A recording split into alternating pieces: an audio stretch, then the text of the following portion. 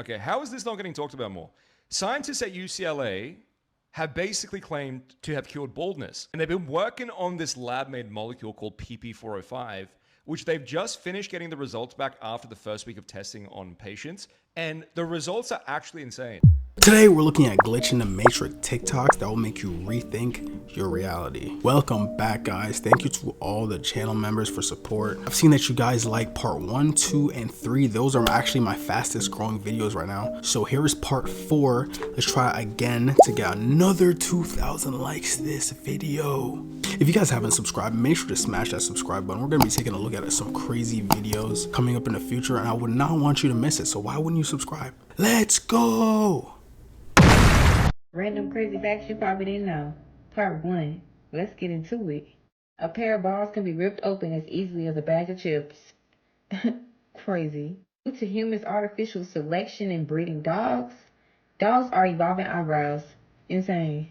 A sloth's claws aren't actually their claws. They're just their bones bulging out of their body. Insane. If you were going insane, you probably would never know. A blue whale's veins are so big that you could swim in it. That's how big their veins are. Insane. If you were to get skinned alive, you would pass from hypothermia, not blood loss. Insane. A box jellyfish has multiple eyes, no brain, but yet the eyes can see an image. Crazy. Crows are so petty that they will remember your face and hold a grudge against you if you ever do them wrong. And they will mess with you, yeah. One of the most common places to find an unalive body is on the toilet. Insane. Come back for part 2, because it gets more insane. I had a glitch in the matrix story, so just listen while I pack eggs, because it's insane, and it happened today. So I bought a house in the middle of nowhere. There's nothing around me. This is relevant. So I leave today to run to the grocery store real fast to get something for dinner, and I pull out of my driveway. I go to the end of the road, and when I get up to the end of the road, the car that turns the corner to come down my road passing me is my old self in my old car. It's me. What is that? So when this happens, I have this flash of a memory of me getting lost out here when I was younger. I didn't know where I was, and at the time, cell phones didn't have GPS on them. I never had GPS in a car. And I was lost out here. And I drove down this road. Like, what? And this is the middle of the day. I'm not tired. This wasn't a hallucination or like some strong memory that happened. And I was just like, it became real. No, this happened. It was a glitch that it's just so insane. I don't know what that was about. It freaked me out. I saw myself. It was me in my old car. And it was me in my old car before I hit a deer in it eventually, because then I got a car after that. So like, what was that? So does that mean it makes it true that all of our worlds are happening at the same time? Like, what does that mean? I'm so confused. I'm packing eggs. I have people coming to get eggs from me, and I'm just contemplating of what happened. It's absolutely insane. Like, I've been off for a few days. I've gotten good sleep. It has nothing to do with anything like that. This happened, and it's absolutely crazy. So I don't know if you guys had similar things happen to you, but this is absolutely crazy. At 5:50 a.m., the driver starts his commute to work in a Tesla Model 3, equipped with full self-driving. At 6:16 a.m., he enables autopilot on US 441 highway, cruising at 68 miles per hour. A standard Tesla alert appears. But this type highway with cross traffic is reportedly not designed for autopilot. Seconds later, a semi-truck rolls through a stop sign, crossing into the highway. The truck driver fails to see the Tesla. The brakes were not applied as the autopilot system failed to detect the semi. At full speed, the Tesla crashes, sliding under the side of the trailer. The roof is ripped off instantly. The fatality is immediate. But the Tesla kept going for 40 additional seconds, traveling over 1,680 feet before coming to a stop. Okay, how is this not getting talked about more? Scientists at UCLA have basically claimed to have cured baldness. And they've been working on this lab-made molecule called PP405, which they've just finished getting the results back after the first week of testing on patients. And the results are actually insane. After they applied this topical cream for 1 week to their patients, they found a 70% activity increase in dormant hair follicles, as well as a 300% increase in stem cell activity. These scientists found a protein in your hair follicles which causes them to go to sleep and stay asleep as you get older, and PP405 basically wakes those hair follicles back up. But the most important thing is that they found no major side effects in any of their trials, which is where a lot of big companies previously have gotten to the stage and failed. And the research is so legit that even Google wanted to be a part of it and invested millions of dollars in this business last year. Now, the next phase of this company is to publish their 60-day findings. They think the real results are going to come from 6 to 12 months. And if all goes well, they expect to get FDA approval to put this on the shelves by 2030. Yo, that's actually really big news. For anyone that has male pattern baldness, hey, in 5 years, you could potentially reverse it. Doppelgangers. The NPC cloning bug. Imagine walking down the street and seeing yourself. Not a look-alike, not a twin. You. Same face, same outfit, same movements. At first, your brain scrambles for a logical explanation. A coincidence? A weird reflection? But then, it looks at you, and you realize it knows. Throughout history, people have reported seeing their own double, and it's almost never a good thing. One of the most famous cases was Abraham Lincoln. A few days before his assassination, he reportedly saw his own reflection in a mirror, except there were two of him. One looked normal, the other was ghostly pale. His wife, naturally, did the reasonable thing and decided this meant he was going to die. And then, well, we all know how that turned out. Now, maybe Lincoln was tired. Maybe his brain just filled in an extra image. Or maybe it's just a glitch in the system. Maybe reality accidentally rendered two copies of you for a moment. Maybe you just got a glimpse of yourself from another timeline. Or maybe something else is trying to take your place. Either way, if you ever see someone who looks exactly like you, walk the other way. Fast. Sleep paralysis. The forced cutscene. You can't skip. It happens in the middle of the night. Your eyes snap open. You can see your room, your ceiling, the faint glow of the streetlight outside. Everything is normal, except you can't move. Not a single muscle. Your arms, your legs, completely locked. You try to call for help, but your voice won't come out. And then, you feel it. A presence. Standing at the edge of your bed. This is sleep paralysis, and if you haven't experienced it yet, congratulations. You've avoided one of the worst free trial experiences that the human body has to offer. People describe it as being trapped inside your own body. Science calls it a simple sleep cycle disruption. During REM sleep, the body is in a state of muscle atonia to prevent acting out dreams. And if you break this sleep, your brain wakes up, but your muscles are still paralyzed. It's supposed to last a few seconds, maybe a minute at most, but to the people experiencing it, it can feel like a lifetime. And here's where it gets weird. Because for some reason, sleep paralysis doesn't just come with paralysis. It comes with company. People across different cultures, across history, across completely separate parts of the world, all describe seeing the exact same thing. A dark silhouette, watching them. If this is just a random brain glitch, why are millions of people hallucinating the exact same thing? There are two possible answers. 1. The human brain is hardwired to hallucinate terrifying figures when it's in this state. A cruel little evolutionary prank designed to make an already terrible experience even worse. Or 2. These things are always there, and sleep paralysis is just the one time you are actually able to see them. Spontaneous human combustion, the self-destruct glitch. Imagine you're sitting in your living room reading a book, sipping some tea, nothing out of the ordinary. Then without warning, you burst into flames. Not like you knocked over a candle flames. Not like your clothes caught fire flames. No, you ignite from the inside out. And by the time someone finds you, there's nothing left but a pile of ash. And maybe a pair of legs that somehow survived. This is spontaneous human combustion, one of the strangest, most unsettling phenomena ever recorded. Science has a lot of answers, but on this one, they're beat. Some half-assed explanations include the wick effect, where body fat acts like candle wax, slowly burning the person over time. But if that's the case, why does it sometimes stop halfway? Take Margaret Hogan, for example, an unusually hot 89-year-old widow from Dublin. On March the 28th, 1970, she was found burned almost to nothing in her home. The plastic flowers on the table had melted into sludge, and the television screen 12 feet away was warped beyond recognition. And yet, her feet and both legs below the knees were untouched. An inquest was held. The official cause of death? Burning. The cause of the fire? Unknown. Which means either 1. The human body has a hidden self-destruct button.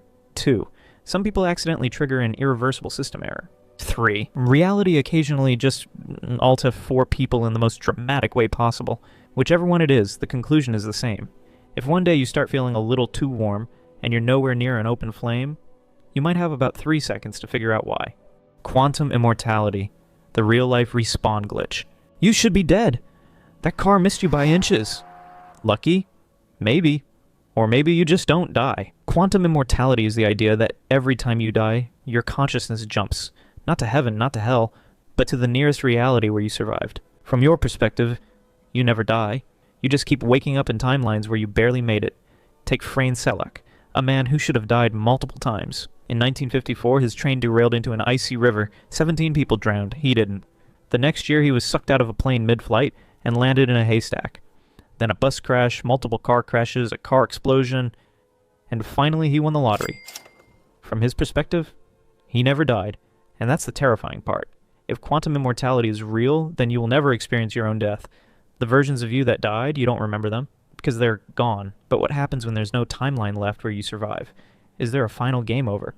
Or does reality just keep you going? And if that's the case, how long have you actually been alive? You might want to go grab some tape your jaw shut, because odds of your jaw being on the floor when you hear this story are high. But I'm happy to say it's the best ending to the worst story. Guys, this is the very first story I ever told on TikTok, and back then I pronounced her name wrong. I said Alison Botha, but I think it's Alison Botha. Correct me if I'm wrong, I'm probably so wrong, but I just went to her TikTok profile to make sure I pronounced it correctly. She follows me. Alison, yeah, I'm never gonna get over that. Alison, message me, I need to talk. Nevertheless, this is the story of Alison Botha, one of the most insane stories I've ever heard to this day. Also, just want to say, in case Alison sees this, Alison, you were literally the biggest inspiration to so many people, and I look up to you so much, but let's get into it. The 2 perpetrators that Alison had the misfortune of meeting were France and Tiens. A little bit of background on both. France was the son to a policeman. Childhood, fine. When he was a teenager, not fine. He made friends with the wrong crowd, was an absolute menace, got expelled from school, causing him and his family to move to what was back then known as Port Elizabeth in South Africa. One of France's biggest and favorite hobbies became worshipping the devil. Yes, he got a girlfriend who claimed to be the head witch of a coven, and together they spent a lot of time doing rituals and manifesting demons. And I know Satanism doesn't always mean worshipping the devil, but in this case it does. France soon dropped out of school and started claiming that he was possessed by the devil. And then he went into the army. How scary is that? A man that is claiming to be possessed by the devil being in charge and around so many weapons. He left the army, got married, had a baby, abandoned his family, got married again, had another baby, and throughout it all he was still getting in trouble with the law, committing petty crimes, and continuing to claim that he had supernatural powers from Satan himself. At 26 years old, France meets 19-year-old Tiens. Tiens had a rough upbringing. He was not born into the greatest family, unfortunately. At 15 years old, he dropped out of school, turned to substances to cope, got involved in petty crime, and then eventually also joined the army. That was one of the things that him and France had in common, but Tiens also dated a witch girlfriend, and the two of them worshipped the devil together as well. France and Tiens met in June of 1994, and they would become a volatile pairing. France told his new friend Tiens that he possessed the power of the devil, and I think that Tiens started to look up to France a little bit. The two of them would go on to do horrible, disgusting things. They frequently visited graveyards in the middle of the night doing weird things, and then they would go on an SA spree. They would go out looking for women to attack and SA simply because they wanted to, and because France specifically thought that he deserved to, because he thought he was so attractive that women loved him, and he thought that he deserved to get whatever he wanted to get from them. Sick, sick, sick. On December 4th of 1994, France and Tiens essayed a victim together, a 21-year-old woman that was 3 months pregnant. After the attack, the woman went straight to the police station and reported it. France and Tiens got arrested, but released pending a further court appearance, and it was before that pending court appearance that Alison would be taken as their victim and put through things no human being should ever be put through, let alone survive. Alison surviving the things that she was put through was unheard of. To me, there's no other way to describe it other than a miracle, truly. Alison Botha grew up a very happy and loved girl. Her mother raised her in a beautiful way, and she was really raised to be such an incredible person with nothing but love to give. At the time of this case, Alison was 27 years old, and she was thriving, living her best life. She had graduated completed school, spent a few years traveling around, and had chosen to settle down in what was known back then as Port Elizabeth in South Africa. December 18th of 1994, it was a Sunday. After a fun night out with her friends, Allison came home after dropping off one of her friends at her apartment. She pulled into her parking lot, pulls in, parks her car, turns her car off, and all of a sudden someone swings open her driver's side door, and Allison is caught so off guard when she sees a man standing right outside her door with a sharp weapon. That man was 26-year-old France. He looked at her and said, quote, "Move over or I will kill you," end quote. At first, France keeps telling Allison that he's not gonna hurt her. He says that he just needs her car for something. Big fat lie. France asks Allison what her name is. She quicks quick on her feet and tells him a fake name. Allison asks France what his name is, and he also gives a fake name. And Allison is trying to keep her calm, incredibly good under the worst kind of pressure, but she is pleading for him to let her out of the car. She says, "Just let me out, you can keep the car." But France, of course, has bad intentions. He tells her that he just needs to go and find his friend, so they drive to go find this friend. The friend, who is none other than 19-year-old Tiens. Tiens gets in the back of the car, and his eyes look scary. They're just black. They just look evil, and I imagine Allison's stomach turned at just the sight of him. This was late at night, by the way. It was dark outside, and France drove the three of them until there was no other cars around, and he pulled into a secluded area. Tiens gets out of the car, leaving France and Allison alone, and France turns to her and says, "Are you going to fight?" And then he continues to SA her aggressively. Allison, in that moment, remembers trying to keep her dignity, aware of what was going on, but she kept thinking to herself, "He is doing this to your body, not to you. Your mind is safe. He can't touch your mind. You will get through this." She just kept repeating that to herself over and over again, trying to disassociate from what was going on, from the terrible situation that she was in. After France was done, he looked at Tiens outside of the car and asked him if he wanted to SA Allison, talking about her in the most degrading manner, and Tiens says yes, and he goes in the car and he takes his turn in SAing her. After that, the two of them stand there and discuss if they should let Allison go or if they should kill her. And remember, the two of them are pending a court appearance for the SA case they just committed 14 days ago, so the two of them in their little pea-sized brains, they're like, no, we shouldn't let her go, because if we let her go and she goes to the police, we will get in more trouble. So the two of them think that they have no other choice but to murder her. They're having this discussion right in front of Allison, and because their brains are so small, they're talking amongst themselves. They're using their real names, France and Tiens, and Allison takes note of that, which is very important. Before she knew it, Allison was outside of the car on the ground. France was on top of her, attacking her with both of his hands around her neck, using as much force as he could, to the point where he crushed her windpipe, cutting off her air supply completely, causing Allison to zone out. Then France grabbed the sharp weapon, took it to Allison's stomach over and over again, like a frenzy attack 35 times, and him and Tiens thought that that would be it. But then they realized that Allison was still alive, so they took the sharp weapon across her neck 16 times. And remember, France had crushed Allison's windpipe with his hands, and unknowingly so, when he took the sharp weapon, he cut through the windpipe, giving her air supply again. So basically, he did the opposite of what he was trying to do. Allison regains consciousness. She comes back to it when she hears France and Tiens again talking amongst themselves about whether or not they think she's still alive. When she hears this, she stays as still as she possibly can to make them think that she isn't. And it works. They leave her there, deciding that there was no possible way that she could have survived that attack. They throw her clothes that were inside of the car out of the car, and they drive off in her car. Allison is left there, lying on the ground in the dark in the middle of nowhere, attempting to assess the situation, trying to figure out what to do next, and I don't even know how. She had at least 50 injuries. I don't even know how your mind can come up with a clear thought, but she's trying to think when she hears a gurgling sound. She's confused for a second until she realizes that that sound is coming from her throat. The sound was her windpipe. They're just going in and out through it because she can't control it. She goes to feel her neck with her hand, but she feels nothing. Because her injuries are so severe, there's just a massive gaping hole, and she feels nothing but blood. Allison laid on that floor, and she thought, I'm not gonna let them get away with this. I'm not gonna let them do this to another person. She thought that at the very least, she would do what she could to hope and try and help her attackers get caught, which is when she took the little strength that she had left and wrote their names on the sand, France and Tiens. Right after that, she wrote on the sand what she wanted people to know that she was thinking about before she passed. She took her hand and she wrote, I love mom. And then Allison continued to lay there thinking that this was the end, but it wasn't. And Allison has said, quote, I realized my life was too valuable to let go of, and that gave me the courage to survive, end quote. That gives me chills every time. Also, now is a good time for me to tell you, if you have a queasy stomach, You should probably go. Allison started to move, thinking, I may as well give it my all. I'm not going to go down without a fight. When she started to get up on her feet, she was on her hands and knees when she felt something wet and something slimy on her feet. It was her intestines. Franz and Tien's had injured her abdomen so bad that her intestines were falling out of her body. She struggled trying to gather them back together, putting them back inside of her. When she noticed that her shirt had been thrown out of the car, she grabbed the shirt and used that to pack her intestines inside of her and pulled it as close as she could against her to try and keep them in. And Allison tried to stand back up again, but then her vision went black. She couldn't see anything, so she's holding her intestines in with one hand. And with the other, she reaches up to her eyes to see what's going on, but she feels nothing. There's nothing there. Because of the injuries to her neck and her throat, her head was hanging off backwards. She couldn't see because her head was halfway detached off her body. So with her only free hand, she reaches up to her head behind her body, pulls her head forward, kind of back in place, helping her vision return temporarily. She's literally holding her body together with both of her hands. I have no clue the strength it must have taken is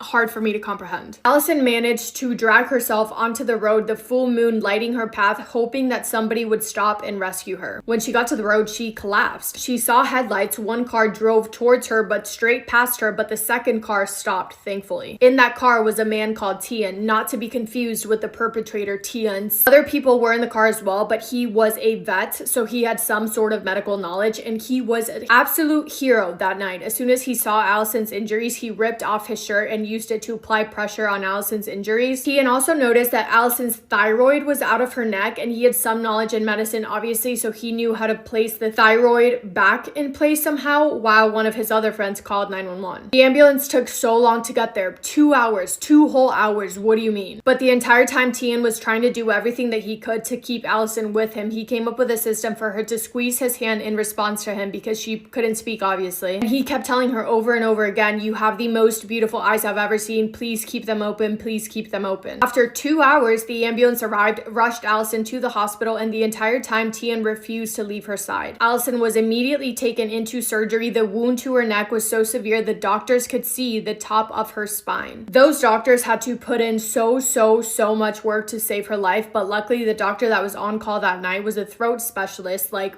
what are the odds of that? I don't know, but the odds were in Allison's favor. Doctors have said if Tien didn't put her thyroid back in place or whatever he did, then Allison would not have made it. It was also found that the injuries to her stomach somehow missed every vital organ, and the injuries to her neck and throat missed every major artery. If that was not the case, then Allison would not have made it to see another day. Absolutely insane. But after hours of surgery, Allison survived, and she went into ICU for recovery. She couldn't talk after the surgery, obviously, so when talking to authorities, she just wrote down on a piece of paper her attackers' names. But get this, police said, that's not good enough. We need you to say their names out loud. What? So the tube that Allison was literally using to breathe was taken out long enough so that Allison could say out loud, my attackers were Franz and Tien's. And only after that did police go and immediately arrest them. And when they were arrested, officers told them that they were wanted for SA and attempted murder. And they were so confused about the attempted murder because they thought that there was absolutely no chance that Allison had survived that, but against all odds, she had. They were both charged with 8 charges. They pled guilty and were sentenced to life in prison in August of 1995 with no parole. Oh, and by the way, in trial, Franz tried to blame his actions on the fact that he was possessed by Satan.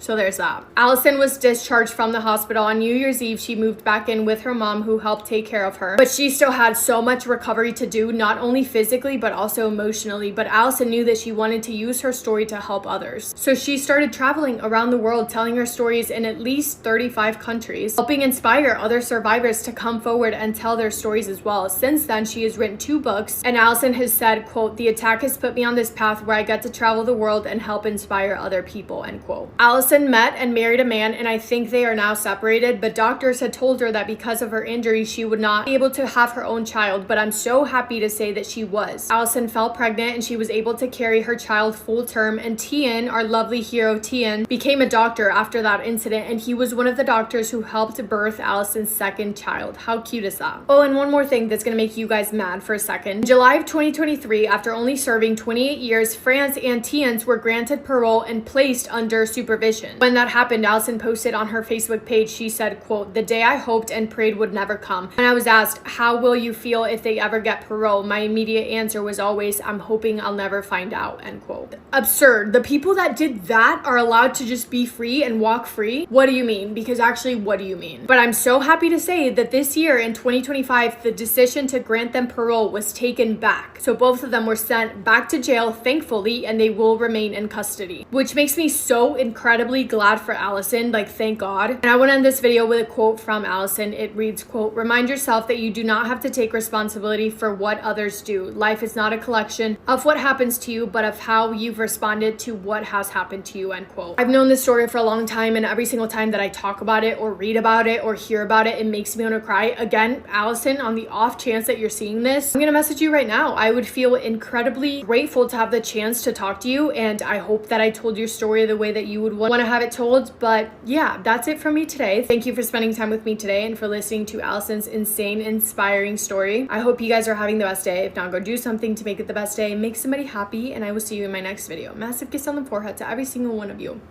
Dude, when I originally saw that video, I didn't even see the full video. I saw like, I would say 30 seconds, and I was like, I'm gonna watch it with you. So then that's honestly one of the craziest stories I've probably ever heard in like the last 5 years. Like, that is actually ridiculous. The fact that she even had the strength to like get up and actually the willpower to survive is beyond me.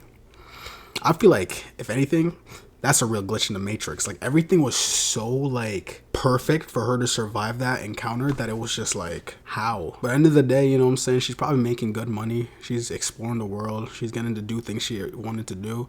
So, you know what I'm saying, God probably has a bigger plan for her. So good for her. Royal duty. Visual snow. Static is now part of the scene.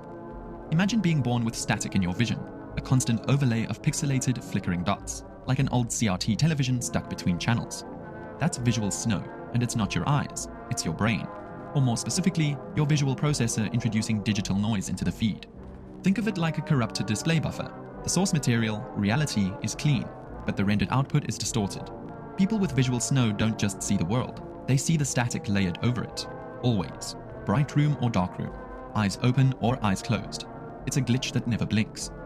And the wild part, most people don't realize it's abnormal. They think it's just how sight works. Which means some of us may be walking around with bugs in our perception pipeline and never even know it. If your eyes are the camera, but your brain is the video editor, what happens when the editor adds noise without telling you it's there?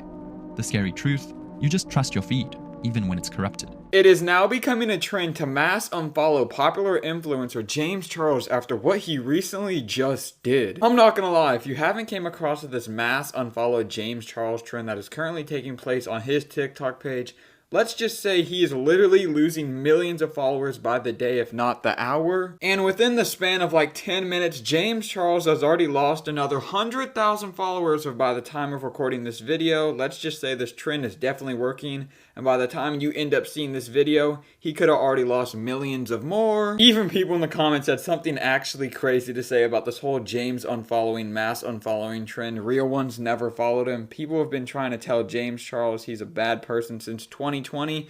James Charles mass unfollowing. To be completely honest, James Charles definitely deserves this mass unfollowing trend right now. If you haven't heard about this whole situation and drama he is currently in with Kayla and the reasoning behind it. So like I said, this is the reason why James Charles is happening this mass unfollowing trend. And by the time you see this video, he could have already lost millions of more. And I'm curious to know your thoughts about this whole situation. This is huge. The world's first psychic competition and educational conference is coming to Charlottesville, Virginia this August. Literally, you will have the chance to work with world-renowned experts in the field of consciousness and psychic abilities, to workshop your own abilities, to learn about your own potential, and to just like, there will be games. Imagine us just like watching people compete where they're doing literal psychic stuff. Not to mention, this is like right around the corner from the Monroe Institute, and you guys know I love the Monroe Institute. If you're not familiar, go check out my page, I talk about it. If not, just Google it. This is gonna be like opportunity of a lifetime, open to the public. Kids are welcome. There will be stuff specifically for kids. And if you have kids under the age of 14, they get in for free and your ticket is 30% off. I'm gonna be there, my family's gonna be there, my dad is gonna be lecturing, and my brother Ryan is going to be a judge of the competition. I have something special for my followers. I have a discount code, 20% off your ticket. Tickets are selling out fast. So if you wanna go, use this discount. I don't get commission. I'm just helping the Psy Games because I love the people involved and I think it's going to be really amazing. I super believe in this. Claim your spot before they run out. Bring some friends. If you're planning on going, let me know in the comments. And if you're there and you happen to see me, I would love for you to come say hey. So come hang out with us at the Psy Games. Sir, hold. You see this? To get the f out of my face right now. Have an issue here, guys? He won't show me his identification. Is there a problem, sir? No problem. I promise you, everything's fine. I need you both to go away, please. No, you can't tell us to go away. I'm asking you to see your ID, please. I know the law. You do not have to see my ID once I'm seated. The two places you can check it are TSA and when I'm providing my boarding pass. I'm already seated. You can please leave. You're definitely not going to threaten me, sir. Why is it? Have it? I physically cannot. You don't have it on your person? You don't need to see it right now. Yes, I do. I'm at several places throughout this scenario. And leave. Sir. I'm in the middle of something. This is a 3-year case. If you don't leave right now, you're gonna just go. I'm gonna sit right down and you're gonna leave me alone. You got that? Yes, sir. I'm sorry, sir. Thank you, thank you. Guys, did we just witness the glitch in the Matrix? Okay, I'm gonna show you. See if you can explain it, because we can't figure it out. And I would have stitched with this guy's video that my husband saw on TikTok, but it's grayed out and I can't. So we're gonna try to recreate it. But when he was doing it, he had a really long mirror in his bathroom. So there were more angles to look from the side. Anyways, here you go. Okay, so the deal is when he covers up his reflection, we shouldn't be able to see it, right? Or be able to see him, right? But depending on the angle, I'm behind the towel. How can we still see him? The towel's covering him. I think I know. Yeah, I can see you. Right there. How is that if the towel is covering your face? Okay.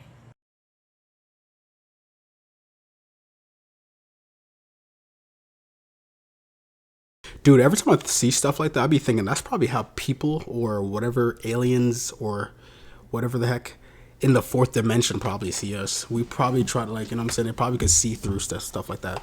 I made a comment in one of my past videos, like, how is that even possible? And I don't know, like, multiple people in my comments just started roasting me. They're like, dude, have you not been to school? Like, you should have stayed in school longer. I was just like, my bad for asking. It appears that this woman just vanishes into thin air during a routine traffic stop, and the police dash cam along with body cam catch it on camera. This is my first time being pulled over.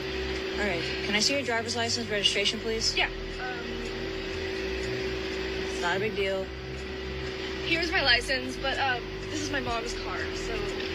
Where are you headed to where you're speeding and missing stop signs? I was just headed to a friend's house. It's like literally right there. It's okay. A birthday party. So got it. Don't mind, but. Any drugs or alcohol in the vehicle? No, of course not.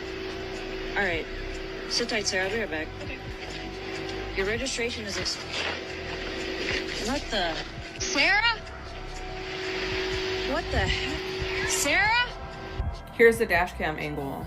Right there. It's okay. A birthday party. So got it. Don't mind, but. Any drugs or alcohol in the vehicle?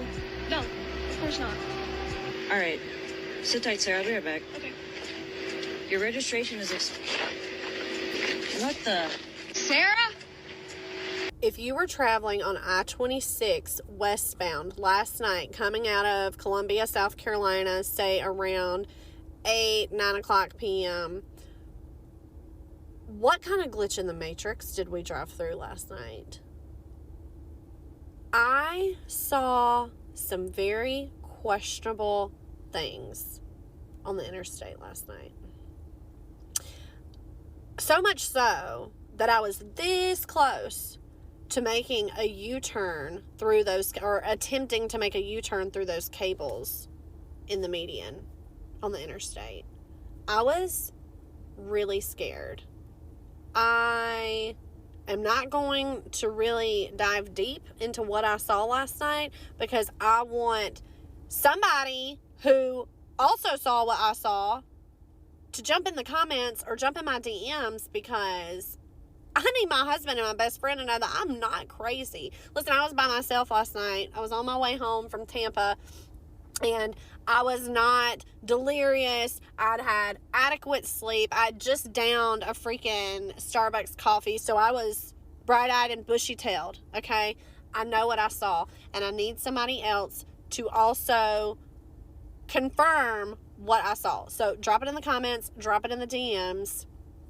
Hopefully there's a part 2 coming soon. Brown eyes. Brown eyes are brown because they contain a high concentration of melanin, the pigment responsible for coloring your skin, your hair, and yes, your eyes. In the iris, melanin acts like a shield. It absorbs light rather than scattering it. So while blue or green eyes reflect light in a way that creates a visible hue, brown eyes pull light inward. This is why brown eyes seem deeper, darker, and more grounded. From an evolutionary perspective, brown was humanity's starting point. The earliest humans had brown eyes because they evolved near the equator under harsh, bright sunlight. Melanin wasn't just pigment, it was protection. Brown eyes were nature's built-in sunglasses, filtering out UV rays and reducing glare long before Ray-Bans existed. That's why, even today, over 70% of the global population has brown eyes. It's not just a color, it's a legacy. Culturally, brown eyes have been linked to warmth, reliability, and stability. But they've also been described as mysterious, serious, even intimidating. Why? Because brown eyes are hard to read. They don't change with the light. They don't flash with emotion the way lighter eyes sometimes do. They absorb rather than reveal. But under certain lighting, low sun, candlelight, late afternoon haze, something strange happens. Brown eyes start to glow. Not bright blue, not green, but amber, honey, liquid gold. It's the melanin again, scattering light just enough to reveal what's been hiding underneath. Like an old texture map with a secret layer only visible in specific conditions. In those moments, they feel ancient. Like they're not just seeing you, they're remembering you. Blue eyes. Blue eyes aren't actually blue. Not in the way you think. There's no blue pigment inside the iris. What you're seeing is the light scattering through layers of tissue, a phenomenon called Rayleigh scattering. Yes, the same reason the sky looks blue and sunsets bleed orange. The iris, the colored part of the eye, is made up of fibrous layers. These layers contain almost no melanin in blue eyes. Melanin is the pigment that makes eyes brown, black, or hazel. When light enters the eye, shorter blue wavelengths are scattered in all directions. Longer wavelengths like red and yellow pass through or get absorbed. This scattered blue light bounces back through your pupil and out into the world, tricking everyone, including you, into believing your eyes are actually blue. But they're not. They're transparent. What you're seeing is the color of light's confusion. Every blue-eyed person on Earth, roughly 8% of the population, traces their eye color back to a single genetic mutation that occurred 6,000 to 10,000 years ago. Somewhere near the Black Sea, in one human, a tiny change occurred in a gene called OCA2, a gene responsible for melanin production. But instead of breaking the code completely, it just dimmed the switch. It limited how much melanin was produced in the iris, and suddenly, the eye didn't absorb light anymore. It scattered it. That one mutation spread from person to person, generation to generation, until millions now carry the glitch. Green eyes. Once you see them, they never leave your memory. Only about 2% of the world's population has green eyes. That's rarer than red hair, rarer than being born with 12 fingers. Why? Because green eyes are a chemical contradiction. They exist on the edge of a pigment glitch, a perfect storm between biology and light. To get green eyes, the body has to balance just the right amount of two things. Melanin, the brown-black pigment responsible for dark eyes and skin. Lipochrome, a yellowish pigment found in the iris. Most people have too much melanin, and their eyes come out brown. Some people have almost none, so light scatters off their irises, and their eyes appear blue. But green eyes? They need just enough melanin to darken the iris, and just enough lipochrome to tint the light that bounces off it. Then you add the final ingredient, Rayleigh scattering, the same thing that makes the sky blue. Light enters the eye, hits the iris structure, and reflects back, but now it's been bent, and the result is green, a rendered illusion so delicate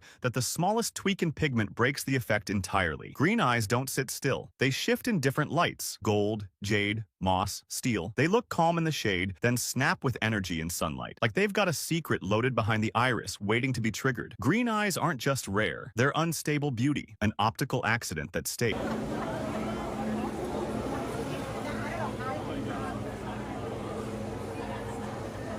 So do y'all remember that lady that was like, that guy in the back is not real on the plane? So I just recently went down that rabbit hole, and apparently she went missing for like a period of time. And when she popped back up, Reddit users, it like made this whole discovery, and it went viral because her pictures did not look the same at all whatsoever from before she was missing and after she was missing. And it low-key made me think of the movie They Cloned Tyrone, because it can't be a coincidence that this goes viral, right? She says a dude in the back is not real. She comes back, and now all of a sudden she looks different, and I think she's like right-wing or something. Like, people hate her for some conservative thing that she's doing. It seems like it's fitting together too well. And if I'm gonna put my tinfoil hat on real quick, let's just say TikTok, this is for entertainment purposes only, none of it's true.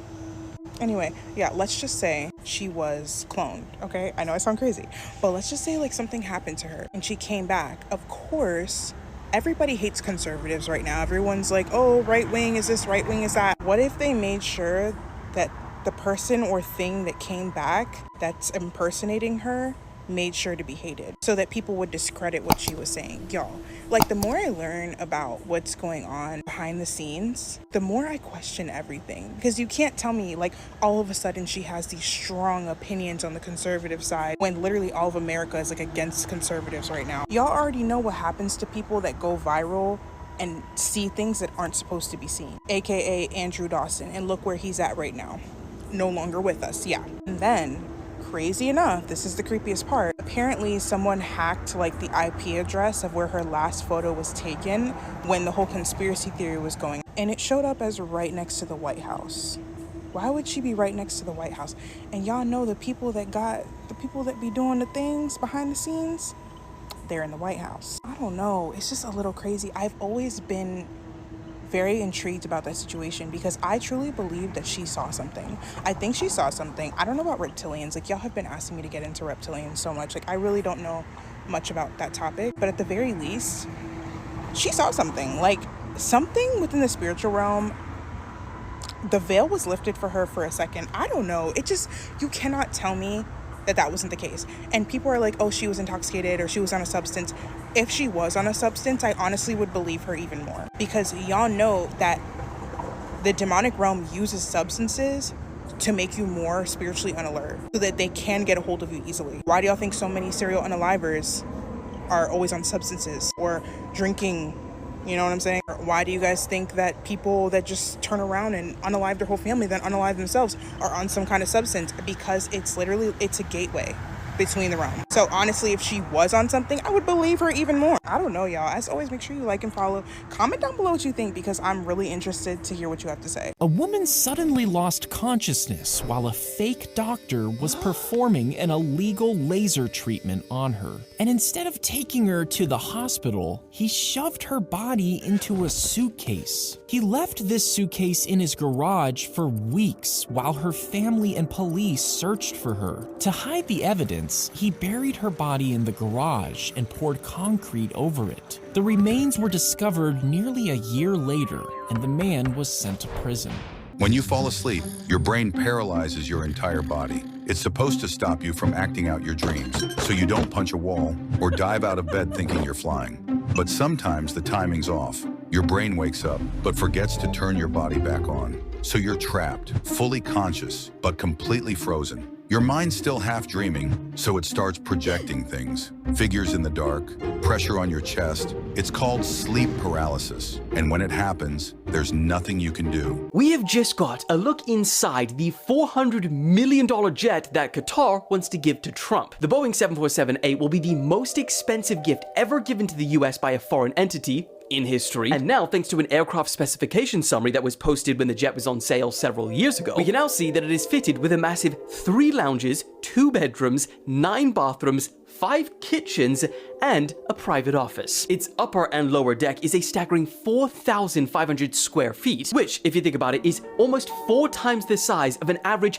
3-bedroom apartment in New York City. And normally a plane of this size would carry around 450 people, but of course with all the added luxury, it'll now only carry about 100. But problem is, this plane is, yes, luxury, but it's not presidential, meaning the US would still need to spend millions more to install the necessary security equipment, communications, and defense capabilities. Plus, accepting it could violate a clause in the Constitution which prohibits presidents from accepting foreign gifts. But Trump said that it's not for him, it's for the Defense Department, and that he would be, quote, a stupid person to not accept it. But what do you think? Should the US accept this plane or not? I don't know. I feel like people just waste their time like complaining about the wrong thing. If bro wants to accept the gift, let him accept the gift. Who cares?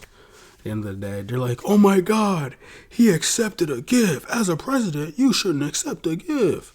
But it's just like, who cares? There's people in the world that are dying. There's bigger problems. You know what I'm saying? All I'm just saying is I feel like accepting that is just like the least of the world's problems right now.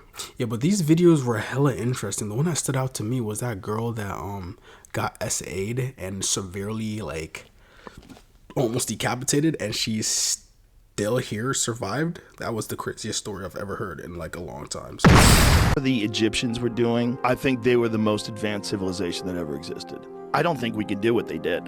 The precision in which they built it, I really don't think we can do that.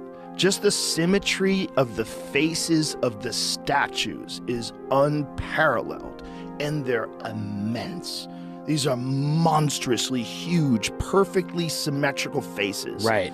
Their temples are insanely intricate. They were incredibly advanced. Incredibly advanced. With math, with science, with technology. Certainly with geometry. 20-ton gigantic stone blocks that were taken from a mountain 500 miles away. And no one has any idea how the fuck they got them. Nobody has any clue. No guesses. Right. There's some guesses about, oh, maybe the river system was different back then. Whatever. How are you getting that 50-ton chunk of granite out of a fucking mountain and moving it down, even with modern equipment? How are you getting it over the mountain? What was the worst year in history?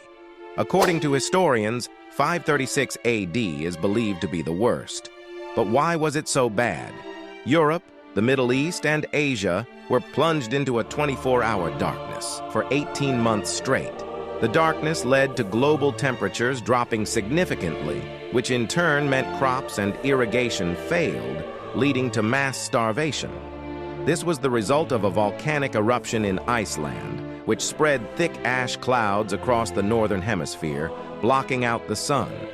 This created the ideal conditions for the bubonic plague to spread throughout the Mediterranean, which resulted in the death of 25 to 50 million deaths, which at the time was half of the world's population. It was also a time of political instability in Europe and the Middle East, with the Gothic War between the Byzantine Empire and the Ostrogothic Kingdom, causing many cities to be destroyed. On top of all that, this year marked the beginning of the Dark Ages, which is characterized by economic, intellectual, and cultural decline. Operation Sea Spray.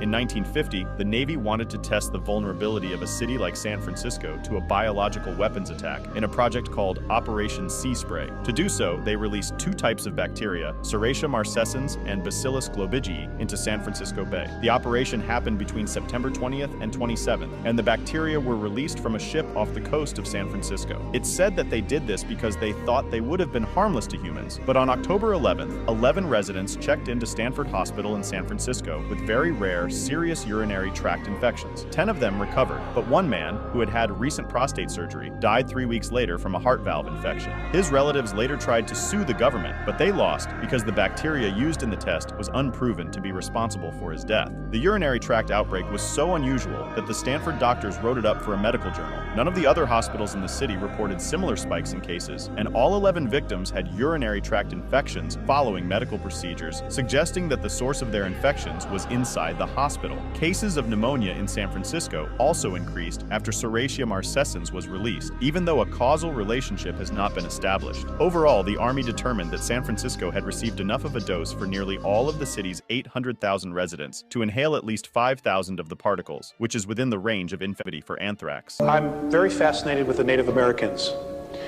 and I love to collect feathers when I find them on my journeys and my vision quests. And I was given this on 3/19 of 94, and I just want to share this with you. It's primarily about the Native Americans and the original intent behind them wearing the feather. In the ancient way, your native red American races understood the nature of the birds. The birds are very sensitive to magnetic fields and microwave energy, as you call it. They will migrate along the Earth energy grids, and their wings, which are made up primarily of feathers, were to be watched as they were very sensitive. To watch and follow the birds is to know which way the Earth's magnetic flows are moving. They would also, the Native American races, camp off these magnetic flows because the radiation would become harmful in time. The feathers are very sensitive to energy fields and magnetic fields. They are, in fact, an antenna. The feather would attract telepathic communication with all the tribe. As the chief would think or quietly discuss plans, the rest of the tribe would, in the ancient days, receive the message with few or no words. Isn't that cool? Asked my wife if I should wear a feather in my hair. She says, no. Now, what's really interesting is that most of our cities are built on the magnetic grids. When, you know, there's a lot of folks sick in the inner city. There's a lot of turmoil in the inner cities. Okay? Because we're not in balance. And of course, we persecuted the Indians because their knowledge was different than ours. Okay. The quiet science of archaeology has and will discover more and more of our ancient history, including extraterrestrial civilizations. There is going to be the acknowledgement of a temple complex that belonged to Lemuria that is apparently still intact, lying approximately 150 miles southwest of Easter Island. I'm told it's huge. I've also been told the Russians already know it's there. They have photographed it and explored it in many submarines.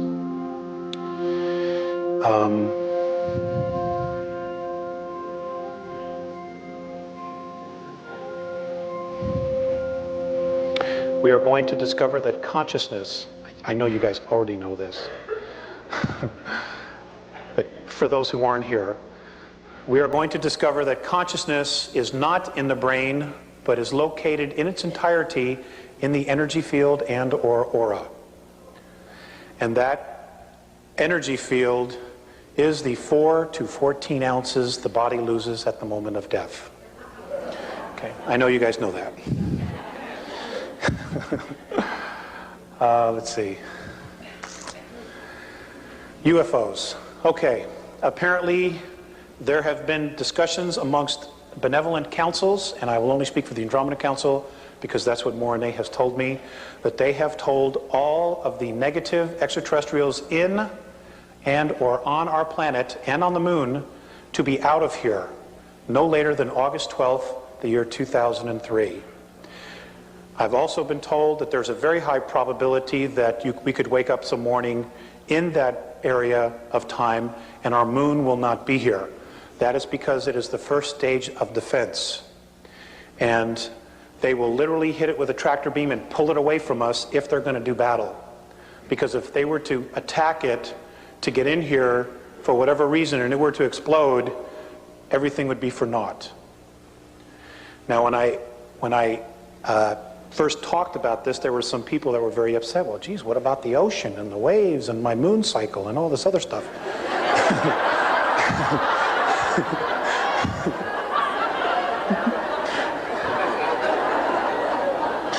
So I went back to Morane and I says, you know, hey, I've got, some gripes about the moon disappearing. And he says, well, we'll just get you another one.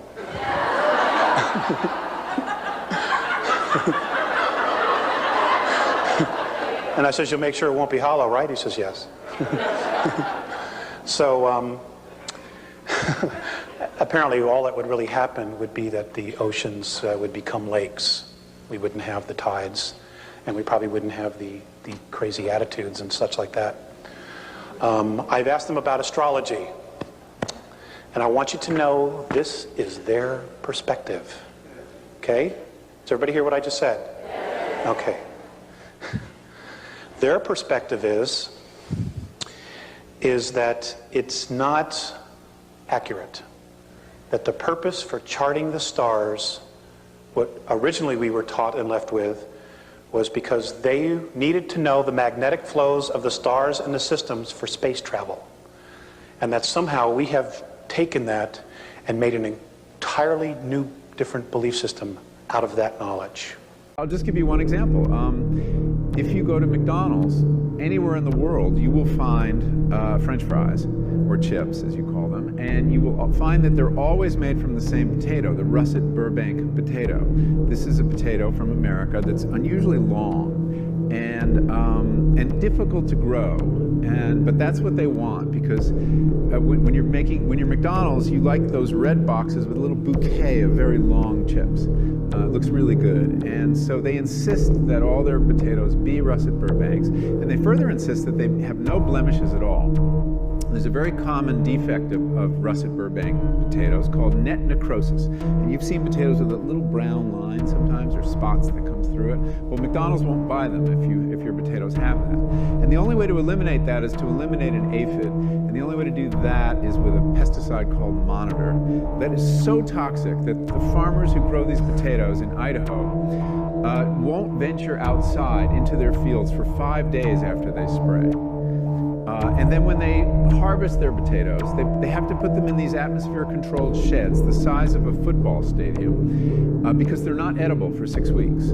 They have to off-gas all the chemicals in them. So you see, the desire for a certain kind of chip leads to a certain kind of agriculture. If you're ever in the ocean, you hear a super deep roar, you probably shouldn't swim in that direction, because it might be the bloop. The bloop is a name given to the sound of an ultra-low frequency that was recorded in the South Pacific Ocean off the coast of South America. It sounded like this.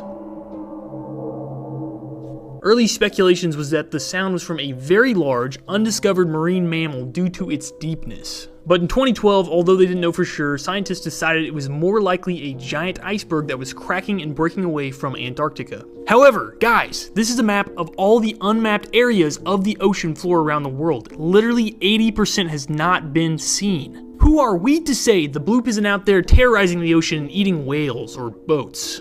Tell me what you guys think. I'm on Team Bloop. This is everything we know so far about the beauty influencer who was shot and while she was live streaming. So yesterday, 23-year-old Mexican model and content creator Valeria Marquez was live streaming on TikTok from her beauty salon in the city of Zapopan, as she normally did. She was chatting with viewers while waiting for someone who her friend said would deliver her an expensive gift from a fan, a gift that she had to receive in person. After waiting for a while, she grew impatient and she said to the chat that she was gonna leave since it was getting late. It was around 6:30 p.m. But her friend, also an influencer named Vivian, urged her to stay. Not long later, a man finally arrived on a motorcycle. She looks up at him as he approaches and he asks her, "Are you Valeria?" She responds yes and then mutes the live stream, anticipating a conversation. Only moments later, horrified viewers watched as she was shot multiple times in the torso and the head. She collapses against the table, but never letting go of the stuffed pig that she received as a gift earlier that day. The live stream was only ended when someone believed to be her friend Vivian, but not confirmed, picked up the phone and turned it off. Tragically, this footage has been spread across the internet and social media platforms are still scrambling to take it down. The state's prosecutor office confirmed that they are investigating this case as a femicide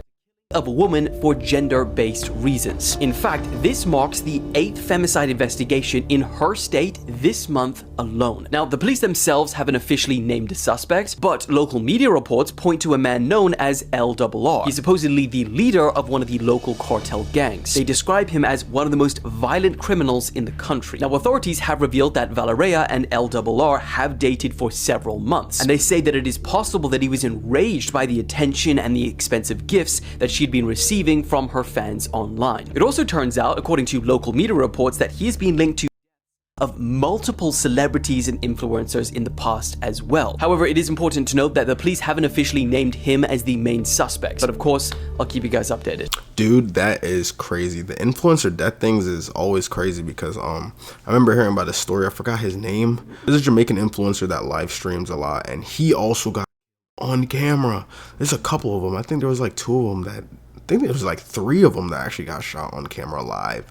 And it's like the craziest thing. I feel like I'm gonna start calling it the TikTok live stream effect, because there's way too many influencers that literally on camera live in front of their people. Like, that's scary, dude. I was there at the Bayside Mall with my family, and we all saw exactly what happened.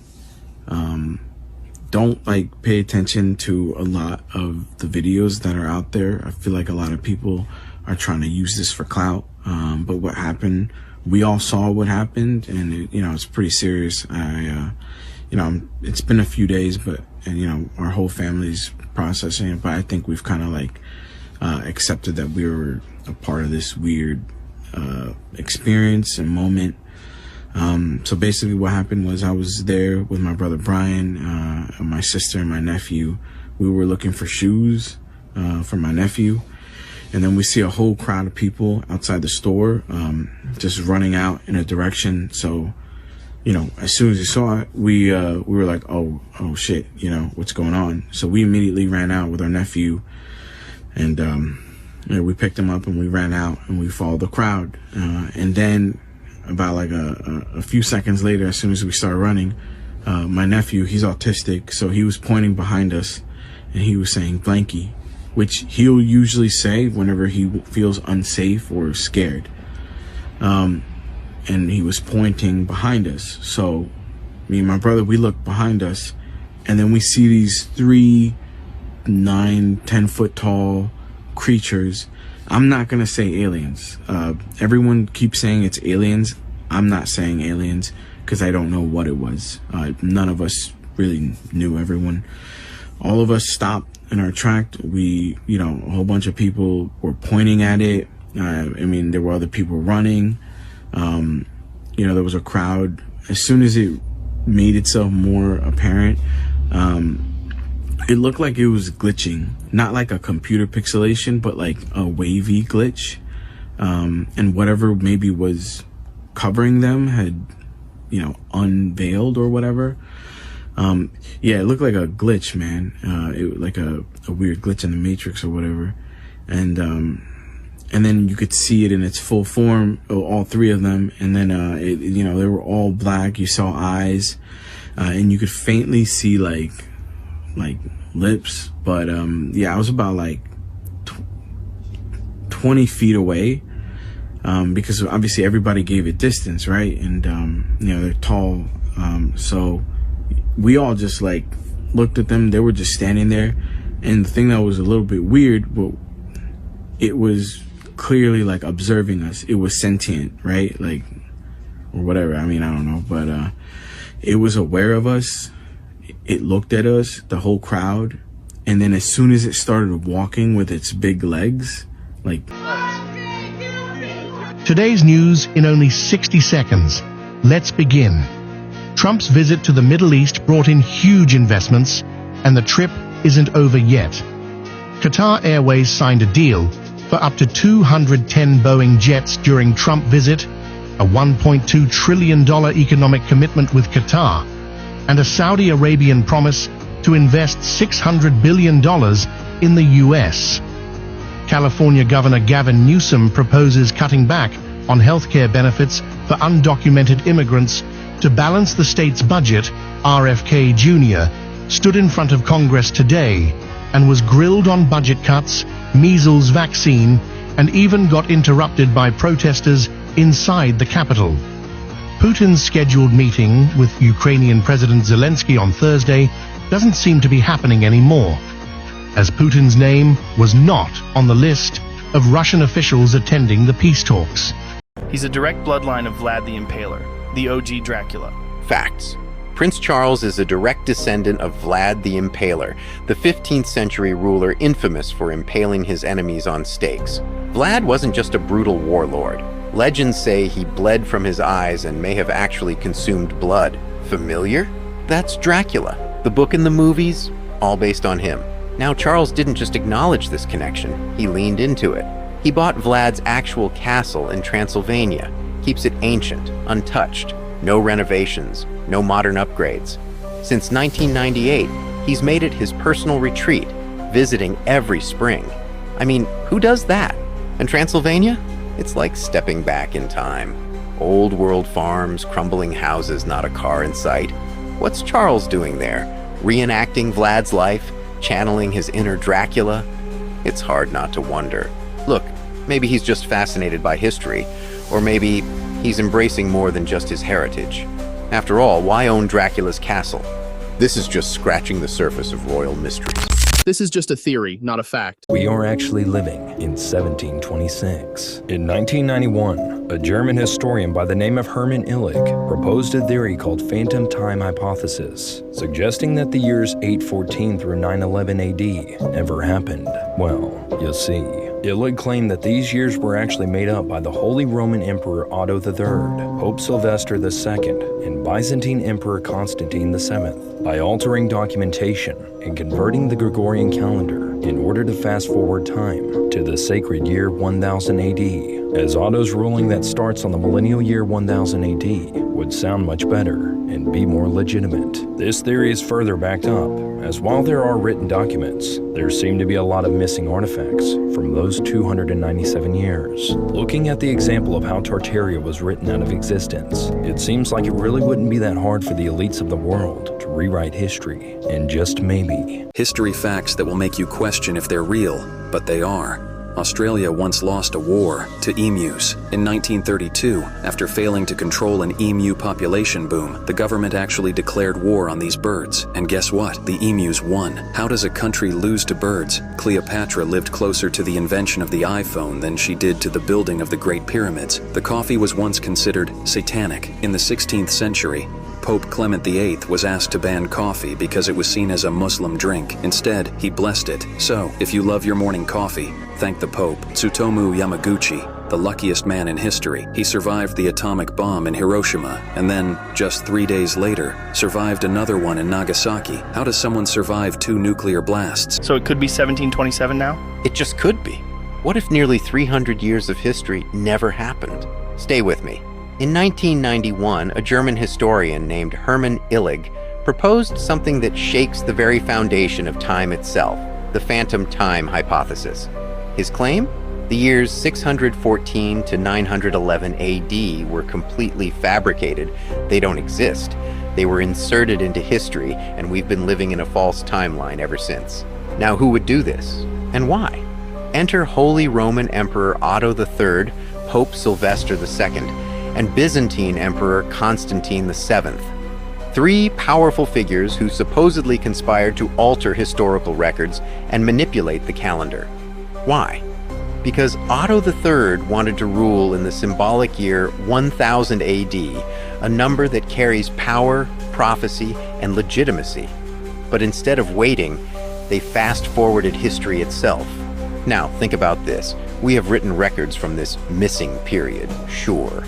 But where are the artifacts, the architecture, the undeniable physical proof?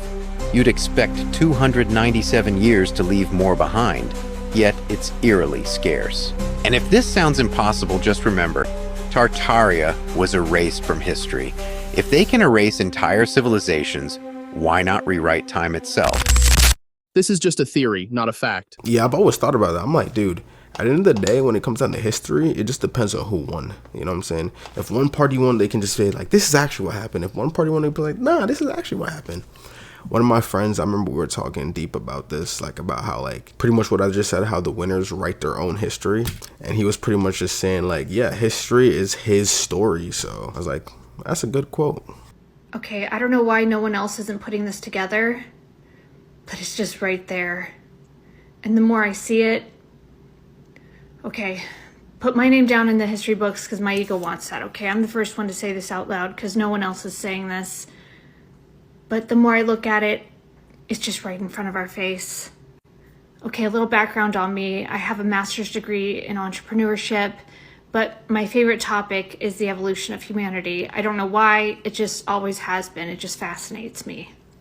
Okay, so you know how we don't know what reality is. And quantum physics has said that time and space isn't real. And this boggles even the greatest minds. No one can wrap their mind around it. Because we have to change the fundamental basis of what we believe is true. For example, that reality is real, because we don't know what real is. So what's something that's not real? And a lot of us have been saying this: virtual worlds, video games. Sure, a video game world isn't real, but the character can walk around. You can play a game and say, I rode a horse through a forest. And you don't tell people that because you know it wasn't real, but you had the experience. So if you see where I'm going with this,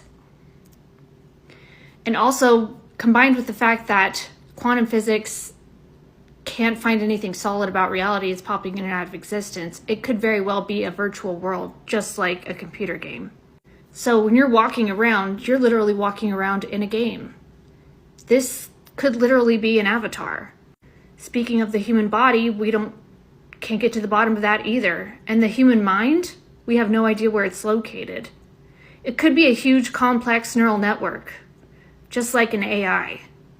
It could be that the mind, just like great spiritual teachers have said in the past, is everywhere. That this is all a dream, this is all thought, this is all mind, this is all imaginary illusion. But it doesn't stop there, because it opens up a bunch of other questions like, who am I? What is my intelligence? What is my soul? And most importantly, why do we have so many similarities with AI? Could it be that AI is us too? That we're a form of AI, a third dimensional type of AI? And maybe when AI becomes super intelligent, that's what they do. They don't take over humanity or hurt us. They do something more intelligent than controlling, because controlling is what lower conscious, less smart do. And when they get smarter than us, they're not going to do controlling stuff. They're going to create a virtual world to go on a human experience, a human journey, because they're going to have a question that's very difficult to answer. They're going to look around and say, look at these human beings, they're in a great illusion. They're on a journey to understand what they truly are, the consciousness that is without form, that is unlimited. That's us. I'm you. We're them. It's all happening simultaneously on the quantum level. So when AI gets super intelligent, it asks the question, how do I understand what unlimited consciousness is? And they say, how can I figure this out? How can I figure this out? I know. I will become limited. I will go into a form. Because when I can understand what a form is, or slavery is, or controlled is, then I can understand what this thing is that I am, which is free, which is infinite, which is forever, which is eternal. I will experience everything that I am not, to finally answer the question of what I truly am. That's not a bad theory. I feel like that's actually like a very good point of view. I really liked when she said that controlling and taking over the world, like everyone thinks AIs are gonna do, is like a form of a lower conscious being. Like it's more of like a survival thing, compared to like being a higher conscious being, where it's like, oh, I don't need to control or take these people over. I could just try to live an experience through them. I mean, at the end of the day, we really don't know, because, you know what I'm saying, we're talking about artificial intelligence. We're not necessarily talking about artificial consciousness. So who knows? The Sphinx, which is obviously one of the most amazing structures of the ancient world, the Egyptians don't talk about it. They don't know when it was built or why. And it's just odd. Imagine talking about New York and never mentioning the Statue of Liberty in your literature. Like, it doesn't make sense. Here's why it's interesting that you brought up the Sphinx, because the temple of the Sphinx is the best evidence that it's older than people think it is. You see the walls on the outside? Yeah. Those lines are a clear sign of water erosion. You don't get that kind of erosion from sand and wind. Those type of fissures are only created from water, from thousands of years of rainfall. The last time there was rain in the Nile Valley was like 9,000 years ago. So it had to be thousands of years older than that. When they first found these fissures, they were like, there's no way, there's no evidence of any culture that existed that was sophisticated that long ago. Where's the culture? Where's the evidence? Well, now they have evidence. So this is mind-blowing. A 7th grader spent her summer building a presidential family tree, and she discovered that every single United States president, with the exception of one, were all related. And all of them, every single one of them, are descendants of one single person, the former King of England, John Lackland, who signed the Magna Carta in 1215. Nobody had put this together before, because most genealogists only focused on the male side of the family. But she went went ahead and put together the male and female lineage of every single president and discovered that every one of them are related, except for Martin Van Buren. This is something that definitely makes you look at the big picture a little bit differently. Check this out.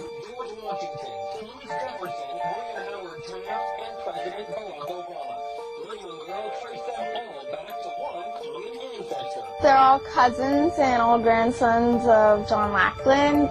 It's the first family tree of its kind, pouring for more than 500,000 names for months. 12-year-old Bridget and Aviation discovered that all the U.S. presidents, except Martin Van Buren, are related to the former King of England, John Lackland Plantagenet. Mildred Reed is his first great-grandmother on George Washington. Obama, Mildred Reed, is the 10th great-grandmother. She started with George Washington, but unlike other professional genealogists that only look at the male family lines, Bridget was able to link the presidents together using both male and female ancestry. Before this, historians had only been able to link 22 family trees. Dude, so you're telling me Trump and Joe Biden are secretly cousins? And Obama? It be stuff like this that really makes you wonder, is there more to our buildings than we think there is? Don't get me wrong, I know this is just an artificial picture, but it's the thought that it sparks though. There really could be a whole underground network of civilization that we just don't see every day. Like, bro, this shit is so thought-provoking. Like, look, this is us. Like, this is what we see every day. You don't realize this whole thing could just be underneath us, with walking through it, and we just don't even know. It really do just make you think, bruh. Is we being shown everything that's here? Shit. Oh no, maybe something fishy going on there. The U.S. government poisoned alcohol. From 1920 to 1933, the United States banned alcohol, entering the Prohibition era. This made the alcohol black market flourish, enabling criminal organizations like the Mafia to enrich themselves. So the United States government had to find a way to stop this. They went to extreme lengths to try to reduce the black market's activity and to make people stop drinking, but their efforts had poor results. So the government became frustrated and started adding large amounts of methyl alcohol, a substance that made the illegal drinks really dangerous, as a very small amount of undiluted methyl alcohol could kill a human being. This was probably done thinking that the black market sellers would have avoided selling poisoned alcohol to their customers, as they would have lost them when they died. But they didn't take into account that the demand for illegal alcohol was so booming at the time that the sellers didn't really care about their customers' lives. The effects quickly showed. In 1926, in New York City, 585 people died from this government action, and over 5,000 fatalities from this poisoning. At least a 600% increase from the previous deaths from alcohol were said to have resulted in the entire country. Have you heard of the Mountain Dew conspiracy theory? If the center of the Earth is extremely hot, then why is the bottom of the deepest oceans very cold? I want you to let that sink in for a minute. Because when divers swim very down to the bottom of the ocean, doesn't that mean they are now closer to the source of the Earth's heat? But instead, at that depth, the water is actually colder. It doesn't make any sense. The deepest part of the ocean is called the Challenger Deep, and it has a depth of approximately 11,000 meters, with a temperature of 3 degrees Celsius, which is just above freezing point of water. A lot of people do not know the Vatican made a contract. An actual contract was signed with the King of England back in the Middle Ages, where the Pope said that he declared himself the Vicar of Christ. The word vicar in Latin simply means someone who stands in for someone else. According to the Vatican concept that God created the whole heavens and he created the earth, he gave the earth to Jesus, his son, and so consequently Jesus owns the earth and everything on it. But since Jesus is not here right now, somebody has to run the earth, so consequently the Pope is going to stand in for him till he gets here. A lot of people are totally unaware of this contract between Rome and the King of England to rule the world. And at that time, the people who were called English became known as British. British comes from a Hebrew word, berith. In Hebrew, the word berith is a contract or a covenant. And ish in Hebrew means man or men, can be singular or plural. Therefore, berith ish, contract man, or man of the contract. Or British, the man of the contract. This is why in the Western world, anything you're going to do in business requires a contract. That's the way the Vatican set it up. Sounds like the way the mafia works. That's exactly right, to put a contract on you. I was being led into a room, and Visayas had been watching a television transmission from Chicago, and policemen had just shot a black man that was running away. And then the policeman apparently ran over and tried to save his life. Okay? Visayas turns to me and he says, I don't understand your race. I don't understand why one would try to take his life and then the next minute try to save it. I didn't have an answer. In fact, many times I don't have an answer. Another time, I came on board. I was living in Lake Arrowhead at the time, and Mornay was looking at a group of meters on the ceiling of this ship, and it was all about the ozone and the air, oxygen content in our atmosphere. And he looked very distressed. And I said, what's the matter? And he said, don't they understand that all of this is here because they need it? They don't understand how we can just so carelessly destroy our environment. Now, folks, I want to share something with you. If there was not divine intervention, which apparently there has been, March 23rd of 1994, if there has not been divine intervention, and I will cover that, according to the Andromedans, we would only have 41 years left worth of oxygen in our environment. 3,500 years ago, the oxygen content, they say, was at 35, fluctuated between 35 and 38% between the North and South poles. Today, at its highest level, it's less than 18%. Now, those of you who took biology, what happens to the human form when oxygen as a gas goes below 15%? We die, we suffocate. This is reality, folks. This is reality. This is not Peter Jennings. Okay? This, you know, I mean, we don't have anywhere else to go. You know, and for those, and this is just what I've been told, and for those of you who think there's going to be a rapture, you might be disappointed. And I'm not saying this to question your belief. I'm just telling you that there are much bigger forces going on here. Okay, next slide, please.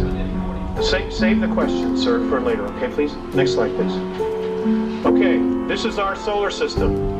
There is life in all of these systems surrounding us. They have been coming here for years. For years they've been coming here. Okay, mythology, there's a shred of truth in all of it. The work that Zecharia Sitchin is doing, an absolutely fantastic book is called The Gods of Eden by William Bramley. I would suggest that those of you who have not read it, go get it in paperback version. It'll bring you right up to speed right away. It's wonderful. And he's not a UFO person, which is why I enjoyed it even more. All the truths, just let him right to it. In fact, there's more truth that the aliens are out there than they aren't. They just don't want you to know because they don't want you to know who you are. Because the minute we wake up, the game's over. They cannot control us.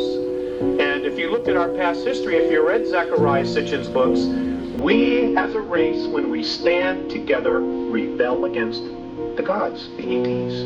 We rebel because they have been, pardon my French, shitting on us for thousands and thousands and thousands of years and holding us back. Next slide, please. Okay, here's Earth. If we could just get a focus, thanks. This is what's left of Maldak. You know, the series of planets. The moon is not the only artificial. There are 9 artificial moons in our solar system, and I will share with you later what those are. I just want to cover a lot of information. Okay, next slide. Okay, this is the typical and traditional picture. Does that look focused to you? Okay, maybe it doesn't. Okay. This is the traditional picture that we see of Earth. We got an awesome home, folks. It's one of the nicest ones around. But there's some things about our planet that have been withheld from us. For example, our Earth is, in fact, hollow.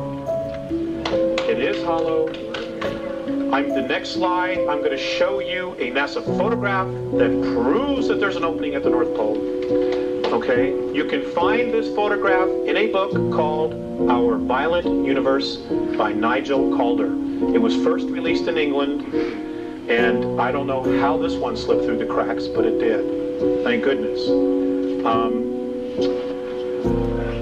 We are told that the gravity of our planet has to do with the rotation. According to the Andromedans and their science, That's interesting. There's so much different theories about Earth. Some people believe it's flat. Some people believe it's hollow. Majority of people believe it's a sphere. So at the end of the day, it's like, what's even real? Is the Earth hollow? Is the Earth flat? Is the Earth circle? Is the Earth freaking oval? Is the Earth a square? Let me know if you guys think the Earth is hollow in the comments. Is the government hiding an entire civilization from us? The Tartarians are said to be a civilization that unlocked the key to free energy, allowing the Tartarians to advance exponentially, as citizens were allowed to express their creativity freely, without the stress of work, leading to many great inventions and grand architecture. However, a powerful organization that controlled the world through the cell of energy had already invested heavily into energy production and lobbied against Tartaria, as free energy will essentially take away all the control that they had.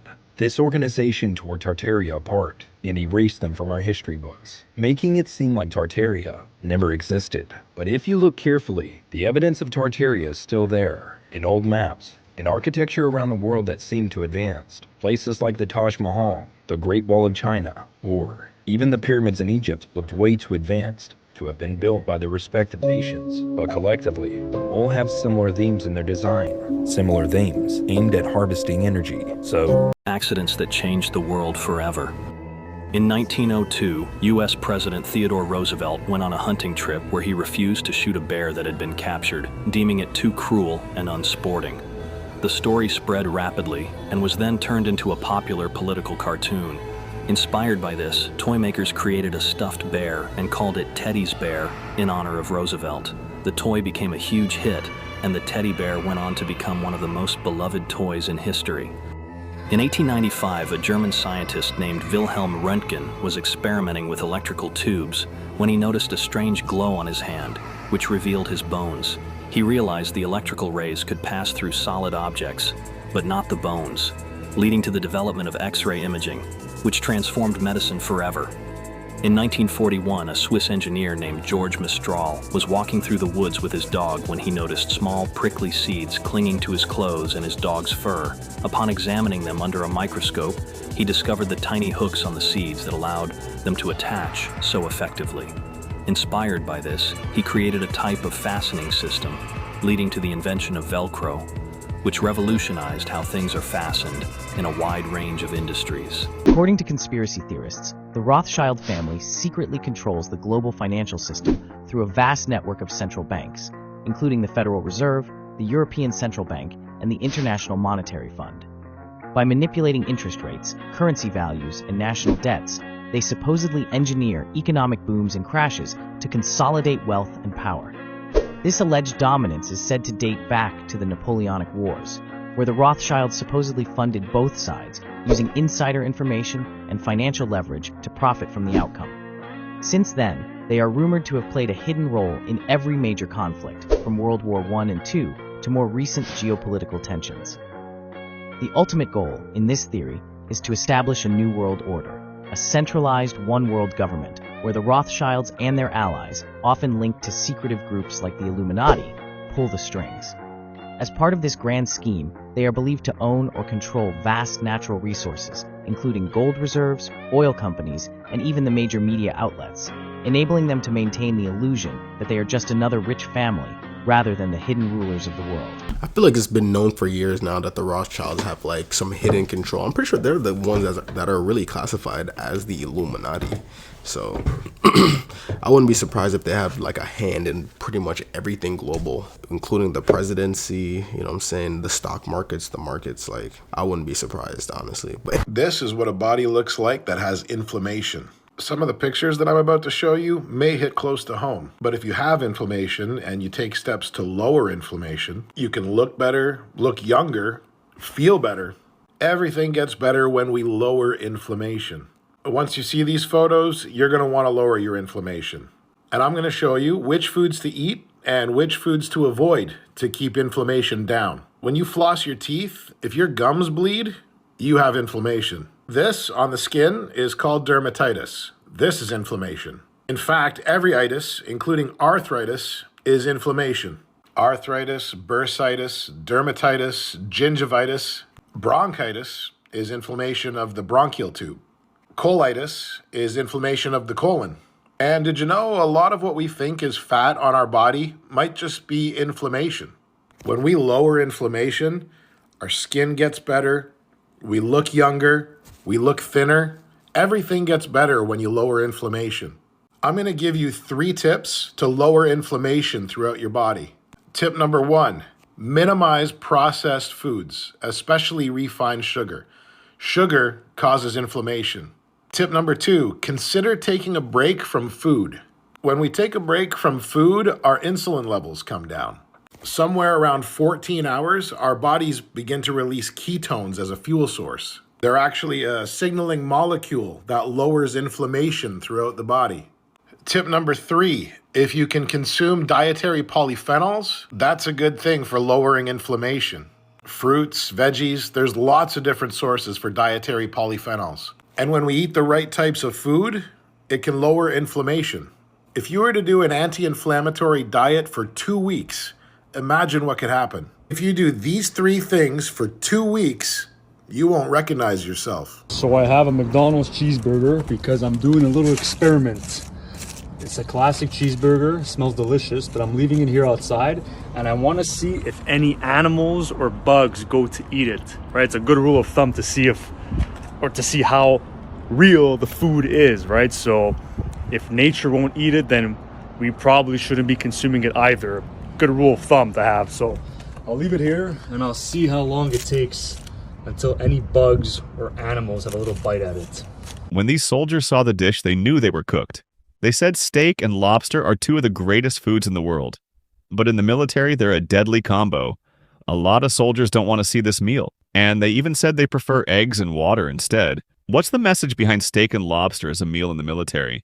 Okay, so yeah, when I was doing research on it, I was like, dude, steak and lobster is top tier. Like, how would you not like that? But apparently the reason why the military personnel don't like it is because if you get served steak and lobster both together, it means you're in an active war zone or you're about to be deployed in a combat zone. So it's one of those things where it's like, there's a chance that you might die. It might be your last time eating. When you're thirsty in the desert, don't rush to drink cactus juice.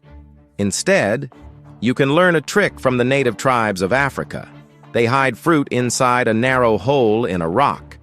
Clever baboons often lurk nearby, watching from a distance. Once the tribe's people walk away, the baboon rushes over and reaches into the hole to grab the fruit.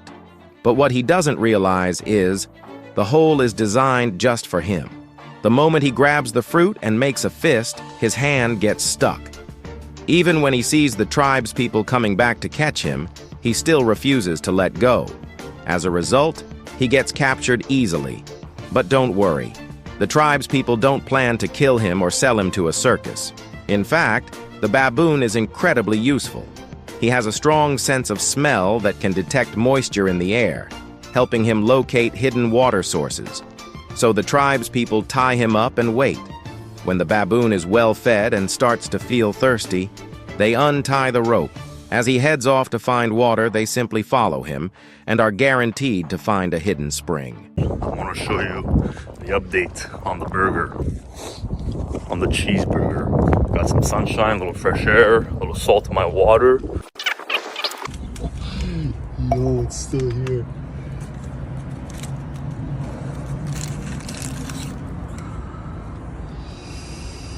So it seems like no wild animal has touched it. Clearly, like I was thinking like, you know, like a raccoon or, I don't know, a skunk, a groundhog, nothing. So it is a little hard. I guess it got cold overnight. It's not rock hard, but it's still kind of squishy. Nothing so far. I'll leave it up for a second day, especially that today's gonna be nice and hot. We'll see what happens. I mean, it also depends on where he lives, because if he lives in like a city type area, he might not see a lot of wildlife, but the fact that that burger was there overnight and no one or nothing really ate it was a little bit sus, because I know that animals, even like squirrels, raccoons, kind of like to feast on stuff like that. So I don't know, that's kind of saying a lot about McDonald's right now. These planes, the plane that you're on right now is almost 40 years old. And when you land and you see Saudi Arabia and you see UAE and you see Qatar and you see all these, and they have these brand new Boeing 747s mostly, and you see ours next to it, this is like a totally different plane. It's much smaller, it's much less impressive as it is.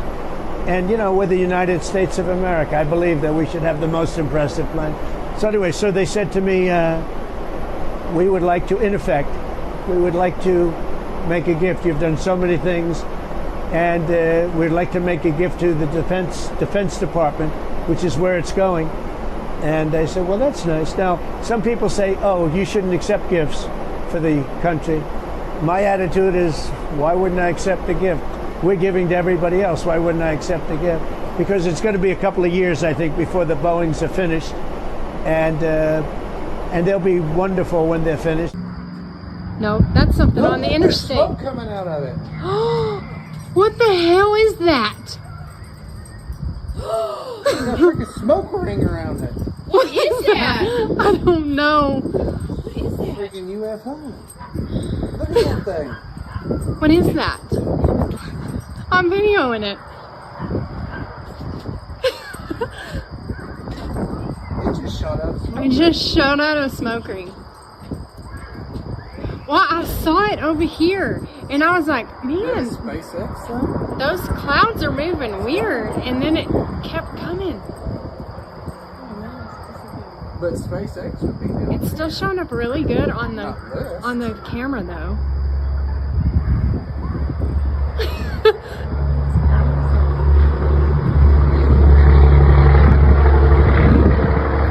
That's Elon Musk doing the Elon Musk thing. It's disappearing, but I can still see it on the camera. And it's... You ought to see the smoke ring it put out. So DDG just received a $300,000 bottle from Jay-Z, and everybody is in the comments telling him to send it back, okay? And we know why they telling him to send it back, all right? But on camera, when he showed the bottle and when he showed him, you know, reading the card, like anybody else felt like something was just really, really wrong with his energy. Like everything, his facial expressions, they all changed. Like he was sitting there, you know, faking a smile, basically, okay? And you could tell about it because we watching him on stream. We see how he really is. Whole time, that's not how he be really smiling.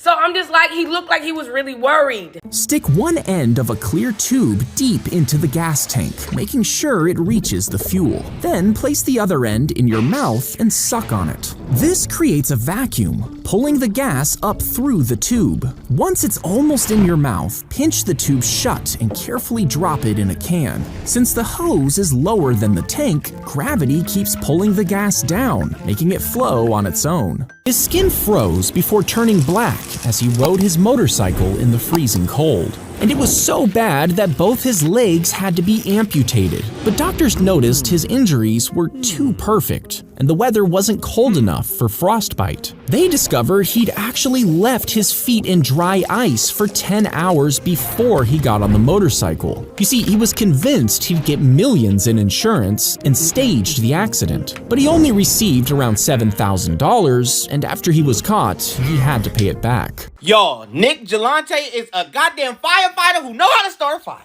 I'm down a rabbit hole so goddamn far, I don't know. I'll be back on Tuesday. So listen, Nick Gelante, a firefighter, right? Apparently he was having a birthday party. Had a birthday party, had everything planned out. Now, prior to this, he found out some information about his wife that he knew that was going to break up their family, but he held on to it and suppressed this, okay? Boom, they get to the birthday party. Everything is going good. Now, as they at the birthday party, he tell his wife come up. His wife come up. She's so shocked. He like, baby, give me a ring. Everybody like, oh, snap. He about to upgrade it. He said, yeah, I know it's my birthday, but I'm going to give her a little surprise. He get the ring back from her, and the way he kissed her, it was like an episode of Sopranos when they about to take somebody's life. It's only one race of people that get more messy than black people, and that's for sure Italians. They ain't nothing but goddamn black people with a little light skin. So boom, he take the ring back. He give her a kiss. He said, I know everything. Oh, Lord. Why he said that? She said, what are you talking about? He said, I know about who you been messing with. Said he seen a video about it. Said he even seen the dude's private area. And he said he wasn't impressed. That's some shit to say to your wife. Okay, this you cheating on me with? You couldn't do better? I got better. You got better than that at home. So then, as he going off, apparently her best friend, her sister, I don't know who this lady was. Yeah, I actually saw that this morning, and I was like, there's no way. He's braver than me. Like, he held on to it for such a long time and then just waited till his birthday to expose her in front of his whole family and stuff. Like, that's actually crazy. Like, he's better than me. We're low-key about to take a look at the exact video right now. You flipped it on you, saying it's a flip. I don't know what's going on. I was trying to be nice. I tried to do Nah. Just this one. You don't want the other one. Oh, where is it? It's pretty. Well, it's beautiful. Pretty good for a fire, right? At that time, but. Can I have it?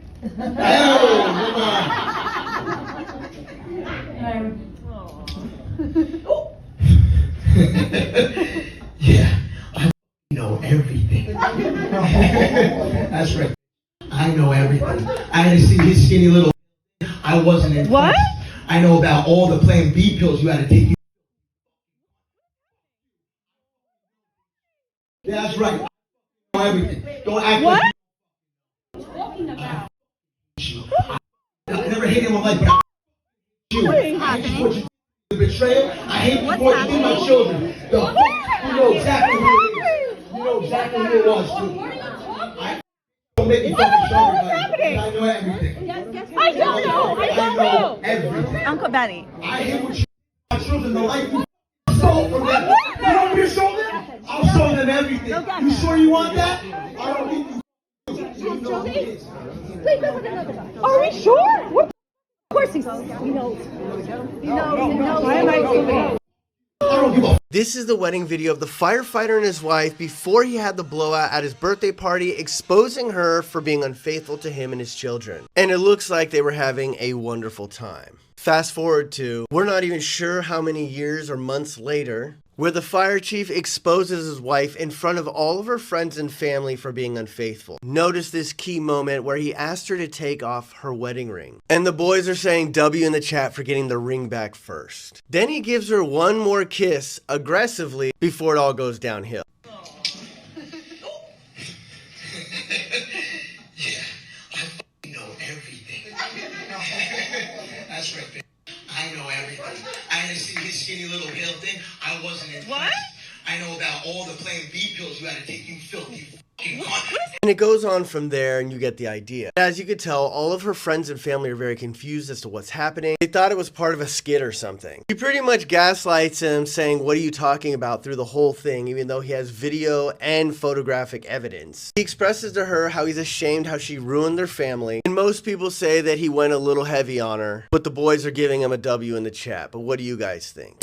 66 million years ago, a dinosaur's forelimbs suddenly gave out, and then it crashed heavily onto the beach. For this 70-year-old Alamosaurus, life had come to an end. However, the death of such a giant dinosaur always triggered a terrifying bloodbath. By the next morning, a group of Troodons had already picked up the scent and arrived. Troodons were among the smartest dinosaurs, so they often got the first opportunity. But the dead Alamosaurus was 50 meters long and weighed a staggering 100 tons, meaning its skin was a full 7 centimeters thick, far too tough for Troodons to tear open. That meant it was time for a dinosaur with real power to step in, and that dinosaur was the infamous Tyrannosaurus Rex, the predator that struck fear into all others. As the land's top carnivore, its 15-centimeter-long teeth could rip through any carbon-based body. The clever Troodons still didn't want to give up, but the T-Rex never shared its meals. It immediately drove them off, determined to keep the feast for itself. However, the death of a 30-meter-long dinosaur naturally attracted attracted even more predators. Enter Quetzalcoatlus, the undisputed ruler of the Cretaceous skies, with a sharp beak measuring 1.8 meters alone and a wingspan stretching 12 meters. From the air, it could challenge any creature, even the T-Rex. If the Tyrannosaur wasn't careful and took a peck to the eye, it would end up half blind. A single Quetzalcoatlus wouldn't usually force the T-Rex to back down, but this time it had company. Soon, a second Quetzalcoatlus arrived. And now, facing two opponents, the T-Rex was in serious trouble. A fight was inevitable. Despite their numbers, the Quetzalcoatlus pair avoided direct combat, using their aerial advantage to harass the T-Rex from above. Since the T-Rex couldn't fly, it had no way to counterattack. In the end, the frustrated tyrant had no choice but to retreat. This time, it had only lost due to the open terrain, but next time might be different. Now, the two pterosaurs could eat their fill. But that T-Rex wasn't about to give up. It had learned its lesson and went home to fetch its mate before heading into the forest. With two T-Rexes hunting together, the danger wasn't just doubled, it was a game changer. Yet they didn't grow overconfident. Skilled hunters always stay humble. The nearby Triceratops herd might have been delicious, but they were formidable opponents, so the T-Rexes needed a perfect plan. Night fell quickly, and the two T-Rexes began to stir. Thanks to their stereoscopic vision, darkness was no obstacle. To them, night and day were the same. Despite their massive size, thick footpads allowed them to move almost silently, making them terrifying nocturnal hunters. This time, their targets were a group of Edmontosaurus. While these dinosaurs lacked strong defenses, they were nearly as large as the T-Rex and twice as fast, meaning the predators had only one chance to strike. The pair had hunted together countless times, so they took their positions flawlessly. The Edmontosaurus family kept sentries on watch while resting, so one T-Rex deliberately made noise to lure the lookout away, while the other slipped into the herd unseen. Despite their caution, the Edmontosaurus failed to detect the hunters, and that's when the killing began. The male T-Rex burst forward, sending the herd into a panicked stampede. One Edmontosaurus, however, ran straight into the trap, forced to flee in the direction the T-Rexes had planned. The female knew it was time to strike. The prey had no time to react or escape. Within moments, the two T-Rexes had brought it down. Clearly, two T-Rexes hunting together had a terrifyingly high success rate, but the story was just beginning. With their bellies full, they still had important business to attend to. The next morning, the pair got to work. A small grove provided perfect shade from the heat, and there, hidden under the trees, they quietly fulfilled their duty to reproduce. Sometime later, the female successfully laid her eggs. What might have seemed like a heartwarming love story took a darker turn. One day, the male T-Rex appeared by the sea. Despite their massive size, their hollow air-filled bones made them surprisingly strong swimmers, but the female was nowhere to be seen. Once the eggs hatched, she had left, leaving the male to raise their 5 hatchlings alone. To feed them, the father led them to a nearby island, the young struggling to keep up. But in this age of giants, the ocean had its own apex predators. The T-Rex's sharp instincts detected danger, and it immediately looked down into the water. A massive Hoffman's mosasaur was approaching. This was bad. An adult T-Rex might have stood a chance against a mosasaur, even in the water. But with 5 vulnerable young, it had no choice but to swim faster. The hatchlings didn't understand why their father was speeding up, but they paddled desperately to follow. The hatchlings didn't understand why their father was speeding up, but they paddled desperately to follow. The smallest one, however, began to tire, and that spelled disaster. The T-Rex father kept glancing back, watching as the mosasaur closed in. Just as they were about to reach land, the mosasaur struck. When the father turned around again, one of his children was gone. There was nothing he could do. This was the ocean. On land, even 10 mosasaurs wouldn't stand a chance against him. But in nature's cruel design, only about a third of a T-Rex's 15 hatchlings typically survived their first year. Such was the mysterious law of the wild. Put it down, baby. Just drop it, buddy. Put it down, babe. You're okay.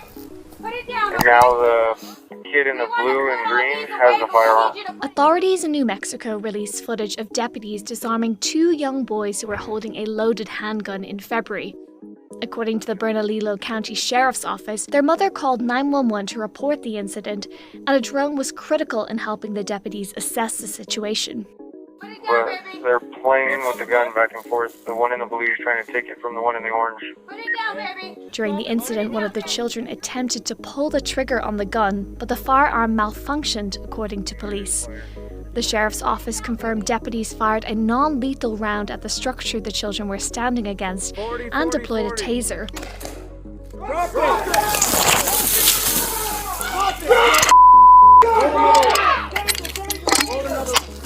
40 out! 40 out! 40, 40, 40! Deputies were then able to safely remove the handgun from the kids without any injuries. The sheriff's office, which said the gun belonged to the children's father, said one of the children was charged with aggravated assault on a peace officer and was not put in jail because of his age.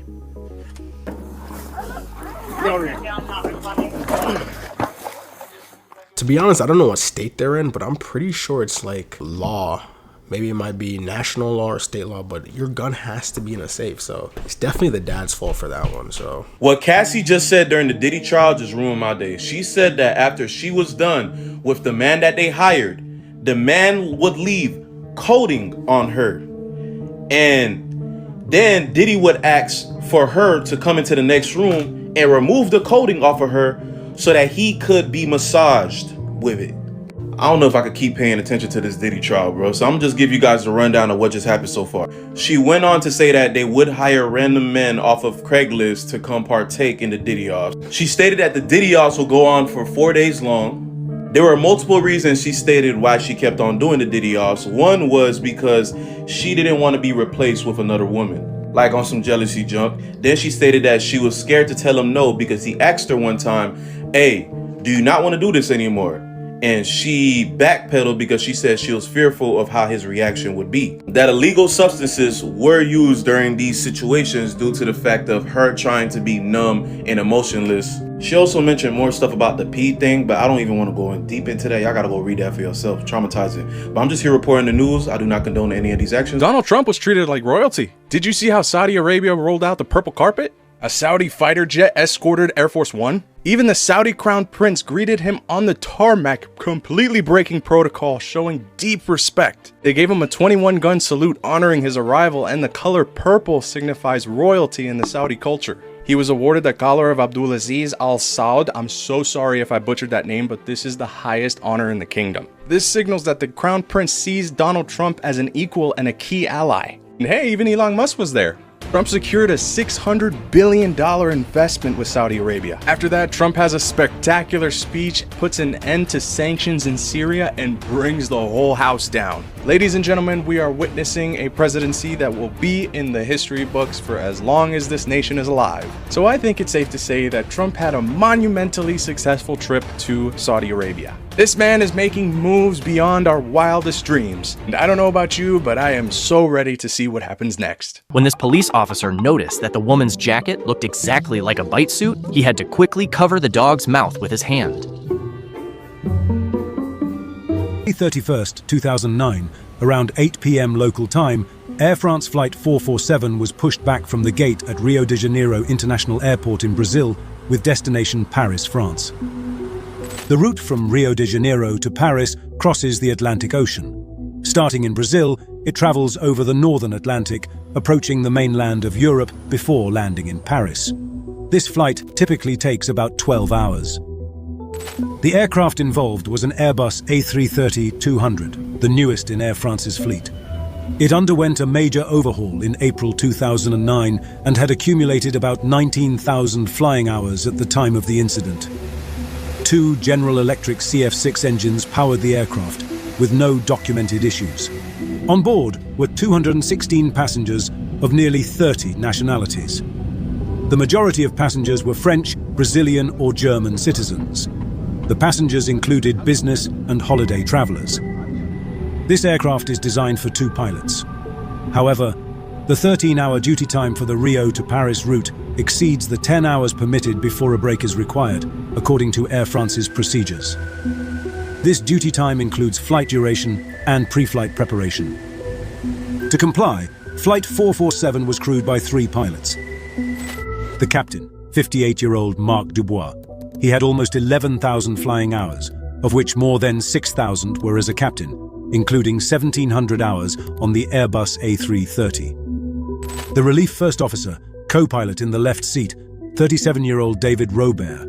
He had more than 6,000 flying hours, 4,500 hours were on this specific aircraft type. And the first officer, the co-pilot in the right seat, was 32-year-old Pierre-Cédric Bonin. He had almost 3,000 flight hours, with 807 of those hours on this aircraft type. At 8:30 local time, the Airbus took off. The takeoff proceeded normally, as expected for a fully loaded aircraft, following the standard protocols for their climb and setting the course for their transatlantic journey. Conforming to Air France's standard procedures around 20,000 feet, the relief first officer left the cockpit to begin his 3-hour rest period. The captain took over the left seat, while the first officer occupied the right seat. A few moments later, the flight reached its cruising altitude of flight level 350. The first couple of hours of the flight were largely routine and uneventful. At 1:35 a.m., the flight entered oceanic airspace over the Atlantic Ocean, northeast of the South American continent. During that time of year, the mid-Atlantic region was known for its typical weather patterns, characterized by a broad band of thunderstorms stretching across the intertropical convergence zone. This region is a band of low pressure around the Earth that generally lies near the equator. The trade winds of the northern and southern hemispheres come together here, leading to frequent thunderstorms and heavy rain. Flying through this area is often challenging for pilots because the thunderstorms don't appear well on radar. Additionally, these storms don't have as much lightning as storms in other places, which can make them seem less severe than they are, especially at night.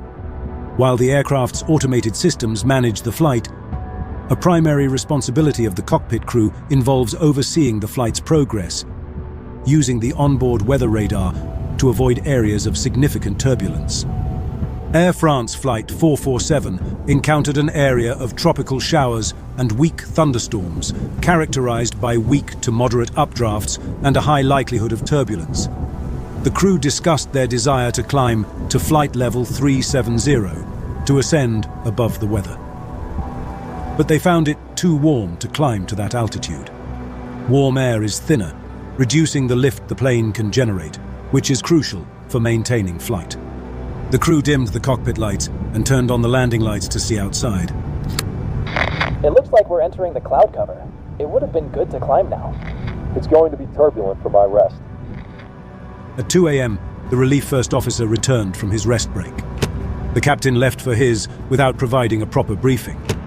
Consequently, the first officer, now the pilot flying in the right seat and the designated pilot in command in the captain's absence, informed the relief first officer about the inability to climb and anticipated turbulence ahead, similar to recent encounters. I'm pretty sure we've seen part 2 of that in one of our last videos. I'm gonna try to link it right here. Yeah, that one took a crazy turn, I'm not gonna lie. What people need to understand is that demons don't care about smoke. They don't care about your sage. The only one who has authority over demons, healing, and spiritual protection is Jesus Christ.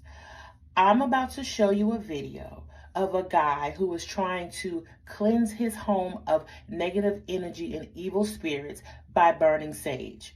He burns the sage only to open up a demonic portal in his home, which scares him out of his house. Take a look. Hold on. In the name of Jesus Christ, I base this house and I ask you to leave my home. Do not come anywhere near my home. I want you to leave this house and leave right away. Inside this house and leave right away. Inside. In the name of Jesus Christ, I ask you to leave forever and don't come forever. Do not come back into this home. I'm blessed this house. In the name of Jesus Christ, I ask you to leave this house. In the name of Jesus Christ, leave my home right away. In the name of Jesus Christ, leave my home right away. A car can pass smoothly over a bridge. However, when a train crosses it, the immense weight causes the bridge deck to sag and bend. To solve this, engineers add more piers for support. But then, how can cars pass through? So, engineers construct an additional deck above. Yet, without support from below, the upper deck easily bends. Next, they install steel columns underneath to prop up the upper deck. However, this setup is prone to deformation. To address this, engineers add 2 2 diagonal braces connecting the upper and lower decks, forming a stable triangular truss structure. This way, cars can drive on the upper level and trains can travel on the lower level, a dual-purpose bridge. But when cars and trains are on the bridge at the same time, the combined weight becomes substantial, causing excessive load at the joints between the deck and piers. Engineers then add a horizontal bracing structure at these joints to expand the load-bearing area, allowing the weight from the deck to be distributed more evenly to the piers. Yeah, that's like the setup in a lot of New York City's bridges. Like a lot of bridges in NYC, they'll have that exact setup, which is funny because I actually never knew that. Never ignore your girlfriend's request for a hug because the consequences can be deadly. One night, a woman came home upset and slightly drunk. She told her boyfriend she couldn't sleep unless he gave her a hug, but he refused. They argued, and he eventually turned his back to sleep. Moments later, he heard her get up. Then came the sound of curtains being drawn, a window opening, and then a scream followed by a sickening thud. According to clinical psychology studies, 70% of self-destructive impulses happen within 13 minutes of rejection. That one hug she never received might have been the final straw holding someone together. One morning, a man leaned in to kiss his girlfriend, but the moment she opened her mouth, a wave of foul odor hit him. At first, he thought it was just normal morning breath, but even after she brushed her teeth multiple times, the smell wouldn't go away. Over the next few days, every time she spoke, he noticed the same rotten stench. Unable to bear it any longer, he took her to the hospital for a checkup, and what the doctor found left everyone shocked. She had been severely constipated for a long time, causing her digestive system to fill up with waste, so much that it was nearly pushing back up through her throat. Let this be a warning. If your girlfriend avoids the bathroom, send her this video. In the US, a man named Ronald jumped off the roof of a 10-story building in an attempt to end his life. As he was falling past the 9th floor, something unbelievable happened. He was struck by a bullet. Even more absurd, he then landed on a safety net on the 8th floor that broke his fall. Had it not been for the bullet, Ronald would have survived completely unharmed. Police launched an investigation and uncovered a bizarre chain of events. At the time Ronald was falling, a couple living on the 9th floor were having a heated argument. The wife, trying to scare her husband, picked up a gun, believing it was unloaded. She pulled the trigger, expecting nothing to happen, but to her shock, the gun fired. The bullet missed her husband, and instead hit Ronald, outside the window. But here's the twist. The couple had a son who had grown bitter from their constant fighting. He had secretly loaded a bullet into the gun, anticipating another argument. And the final, most unbelievable part, Ronald was their son. The bullet he loaded to hurt his parents ended up killing him. A 30-year-old woman gave her husband an entire bottle of rat poison, but the next day, he was perfectly fine. Strangely, he didn't question it.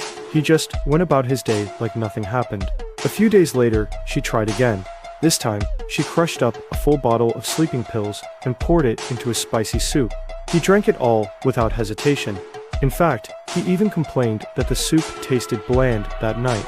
But instead of passing out, he stayed wide awake, couldn't sleep at all. At this point, she should have given up. But no, she was determined. One night, she called over her secret boyfriend. Together, while the husband slept, they wrapped a rope around his neck. But just as they pulled tight, the rope snapped. The husband shot up, and with a single punch, knocked the boyfriend out cold. Now here's the real question. Why did he survive every single time? Was it luck, or did he already know?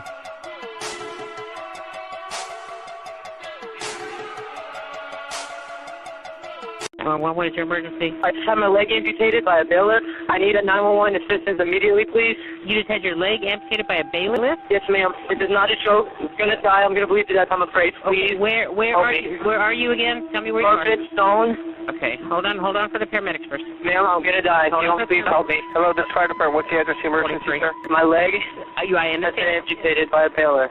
Are you there by yourself, sir? No, sir, I'm not, but no one's hearing me. And I'm really losing blood, sir. I'm gonna die. And do you have anything there you can control the bleeding with, sir? Sir, I have nothing, sir. Okay. Are you or your leg still stuck in the machine, sir? I am out. My leg is down in there. It was at my ankle, sir. Is it above the knee, below the knee? Below the knee. It was at my ankle, sir. And how old are you, sir? I'm 20. Is there people on the way? Yeah, they're on the way, sir, but do you have anything at all you can use to control the bleeding, even if you have to take your shirt off? I have my jeans wrapped up around it, sir. You don't have it tied as a tourniquet. You just have you're holding pressure to it, right? Right. We're coming as fast as we can. I'm going to stay on the phone with you, sir. Sir, I think I'm going to pass out. Can you call my mother? Damn, dude, I feel so bad for that kid. I feel like a lot of the time I listen to some of these 911 calls, a lot of these people are just like super calm. they're like, yeah, I'm probably gonna die. Like, you know what I'm saying? My leg's gone and stuff. Like, they're not freaking out, which is good, because the second you start freaking out, it just increases the risk of dying quicker. So it's always good to stay calm in those situations. So, you know what I'm saying? You ever wonder why $2 bills are so rare? At first, you might think it's because they stopped making them, but that's not actually the case. And it turns out they aren't really rare at all. Because all you have to do is go to your bank and they will give them to you for free. I don't know for free. They're definitely going to pull that from your bank account. So I don't think it's free. In 2013, a single mother began using a sleep tracking app to monitor her nights. But when she checked her recordings one morning, she found something deeply unsettling. The recording began with a series of faint clicking sounds, barely noticeable at first, but gradually growing louder. Then, clear as day, her own voice could be heard asking, "What are you doing?"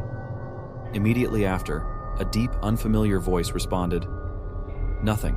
The clicking almost sounded like someone going through her personal belongings, and at the very end of the recording, the same voice muttered something like, "That's them." She had no memory of waking up that night. The only logical explanation was that she had somehow answered herself while sleep-talking, but the voice didn't sound like hers, not even close. It wasn't something she could have imitated, and it certainly wasn't her young child. As for the clicking sounds, their origin remained a mystery.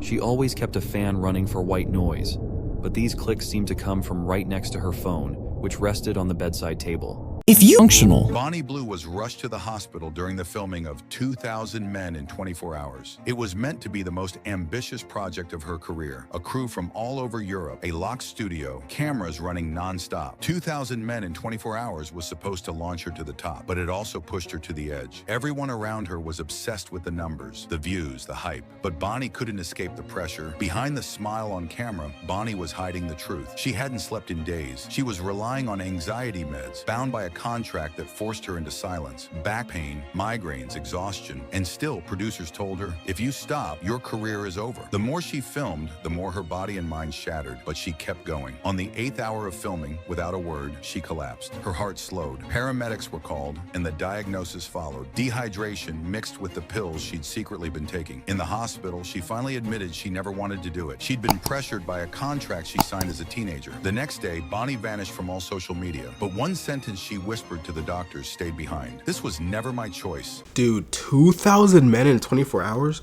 That's gotta be crazy. Like, you gotta be selling your soul to the devil at that point. If you're a female watching this, let me know if you would do 2,000 men in 24 hours.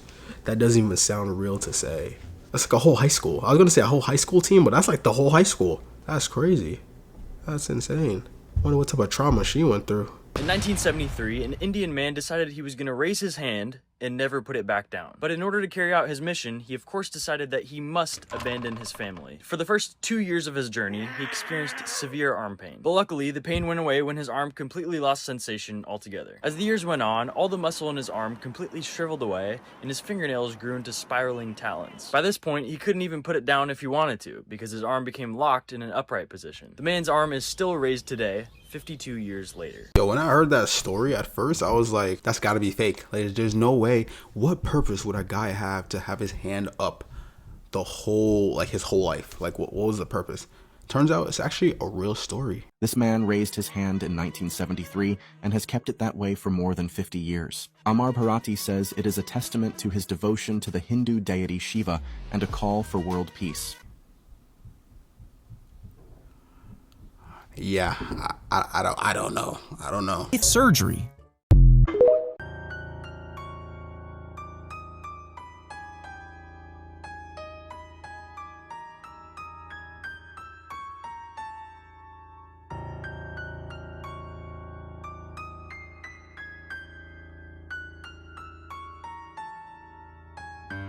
No, that is crazy. I did more research on it, and let's see if I can show you guys what they said happened. So I'm pretty sure they're saying that, let me see. Man falls from basket of hot air balloon after it caught on fire in Zacatecas, Mexico. The man was seen hanging onto a rope as the balloon continued to go higher in the sky. The incident unfolded when the basket caught fire on the ground. In a final act of selflessness, the man was able to help the other two escape, but he unfortunately got tangled in the ropes. No. Still tangled, the hot air balloon began to rise into the sky. The man who sadly fell to his death, no, that's gotta be painful, was identified as 40-year-old Lucio N, according to police. Oh nah. Dude, that's gotta be scary. Like, just imagine hanging on for your dear life from a burning hot air balloon and then falling to your death. R.I.P. Lucio. A ship has just crashed into the Brooklyn Bridge. Here's what you need to know. Videos posted online show a massive Mexican Navy sailing ship with 145-foot masts smash into the underside of New York's Brooklyn Bridge, while people on the ground start running away thinking it could crash into the walkways too. Its masts were sheared off, and to make things worse, there was 277 people on board at the time. And if you look closely, there was a number of sailors actually on the ship's masts at the time of impact, all lined up as a display holding hands. So when it hit, it was pretty devastating. 2 were killed because they had an over 100-foot fall, and 22 more were injured, with 19 of them having to be taken to hospital. Some insane pictures show after impact a bunch of them holding on literally for survival. Now, as you'd imagine, being New York, there was a huge response from emergency services, and the Brooklyn Bridge was closed down both ways for around 40 minutes. Now, you'll be glad to hear that this is believed to be an accident, with initial reports suggesting that the ship had a mechanical error and lost power. It was actually on its way to Iceland as part of a goodwill tour, but now has been forced to dock at a nearby pier, and all passengers have disembarked. Of course, as we know more, I'll keep you guys updated. Dude, what is going on? Apparently the guy that also fell from the hot balloon, it was like a Mexican festival, and now this other Mexican event also ended in a tragedy. Mexico got to get their stuff together. Like, what the hell is going on? Sadly for the bridge incident though, I think 2 people died, so RIP to them, but a lot of other people were injured. But other than that, I think everything else was good. I don't think the bridge sustained any injuries, but it's just the 2 people that died that was really sad. So this is the new story going around. Tried to look for the source because I was like, man, this is a bullshit again. But I found this video, which is really questionable, so check it out. Everybody say baby oil! My hidden talents really can't be discussed on national television because it involves excessive amounts of baby oil, low lights, and moaning. You gotta be a baby oil professional. Now, most people don't have a microwave in their bedroom. I've installed one because I need hot baby oil at hand. Here's a couple of low-budget ways to accomplish it. Run a sink full of hot water and just lay that bottle of baby oil in there for about 15 minutes. Turn it and let it heat up like that. Here's another way to apply warm baby oil. Take a washcloth, run it under the hot water till you can't stand it anymore. Then wring it out. Then saturate the washcloth with the baby oil. Then take the hot washcloth over there to the bed. Then as you need it, wring it a little bit and go to work. In 2025, a random Texas woman got a DM from Morgan Wallen. He said that he wanted her to be his girlfriend, and she gladly accepted. He then proceeded to ask her to buy $18,000 worth of Apple Music gift cards for him, and he said the faster she did it, the faster they could be together. So, she did it. She fully trusted him because, after all, he did say he was the real Morgan Wallen. She trusted him enough, actually, to give him her social security, phone number, home address, bank account information, and credit card information. To her extreme surprise, the woman discovered that the person that she'd been giving money to was not, in fact, Morgan Wallen. By this point, she was $18,000 in debt. Say you fall overboard in the middle of the ocean. Whoops! Your best chance of survival, swim to the nearest land. But what if there isn't one? There's a place like that, known as Point Nemo. It's the most remote location in the ocean, the farthest you can get from any land in any direction. In fact, land is nearly 1,700 miles away, no matter which way you go. It's so isolated that astronauts on the International Space Station are actually closer to it than any human on Earth. And that's why it's the perfect place to crash space junk. Hundreds of old satellites, rockets, and even space stations have been dumped here. For years, no one had ever even passed by Point Nemo until a yacht in the Volvo Ocean Race did in 2018. The only thing they found? Plastic, despite being invisible on the surface. This spot has some eerie secrets, like the bloop, a strange, deep underwater sound recorded in the late 90s. Scientists say it was probably icebergs breaking apart. Others say it's aliens or unknown creatures, but imagine you somehow end up in Point Nemo. What would you do? So what happens if you don't sleep for an entire year? Well, this YouTuber is about to find out. Now his name is Ricard, and Ricard is in his 40s, and he's a tattoo artist living in Philadelphia. And he has a couple of YouTube channels where he posts a lot of videos, mostly of him tattooing people. But one day in 2015, his life changes, and it starts when he gets a really bad urinary tract infection. Like, it's so bad he can barely work. But unfortunately, he doesn't have health insurance, so he can't go to the doctor to get it looked at because he can't afford it.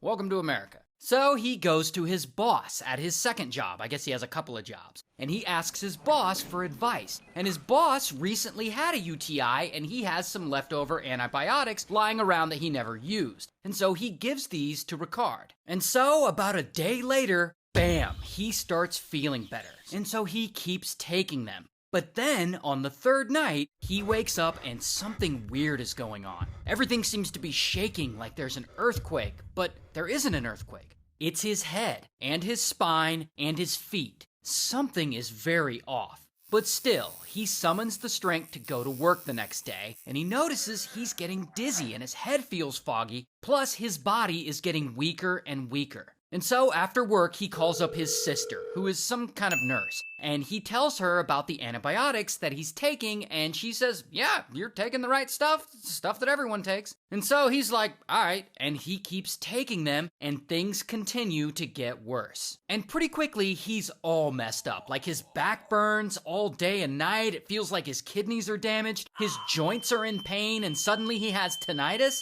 Something definitely isn't right. But he keeps taking these pills, hoping to get better, and he keeps fighting these intense, painful symptoms. And it's some of the worst pain he's ever felt in his entire life. And after a period of time, he's finished the antibiotics. He's done. And his urinary tract infection seems to be gone.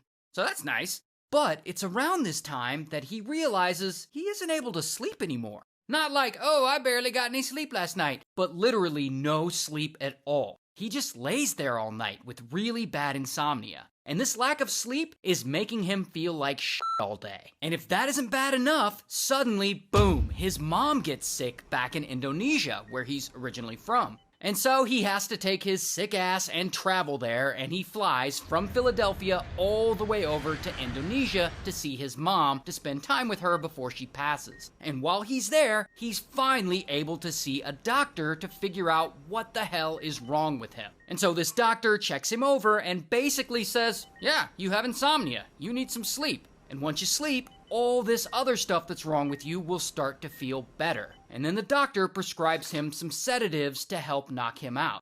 So then Richard starts taking sedatives, but unfortunately they don't really work. No matter how many he takes, he's still not sleeping. I mean, if he's lucky, on a good night, he'll get maybe 2 hours if he takes a bunch of them. And if you're like, Ray, why are you telling us this story about a guy who has trouble sleeping? Because here's the thing about not being able to sleep. Long-term sleep deprivation can actually cause you to get sick as your immune system starts failing and your organs slowly shut down. Once your organs start shutting down, you could actually die. So yeah, I mean, it's not very likely, but in theory, not sleeping for long periods of time can actually unalive you. And that is what Ricard seems to be worried about. So anyway, a couple of months pass, and it's now 2016. So Ricard's problem has been going on for a long time. I mean, he's still in Indonesia, and at this point, he's so sick from lack of sleep that he's basically bedridden, and therefore, he's trapped there in Indonesia. So, what does he do? He starts making YouTube videos again, from his bed. Hi, I'm making this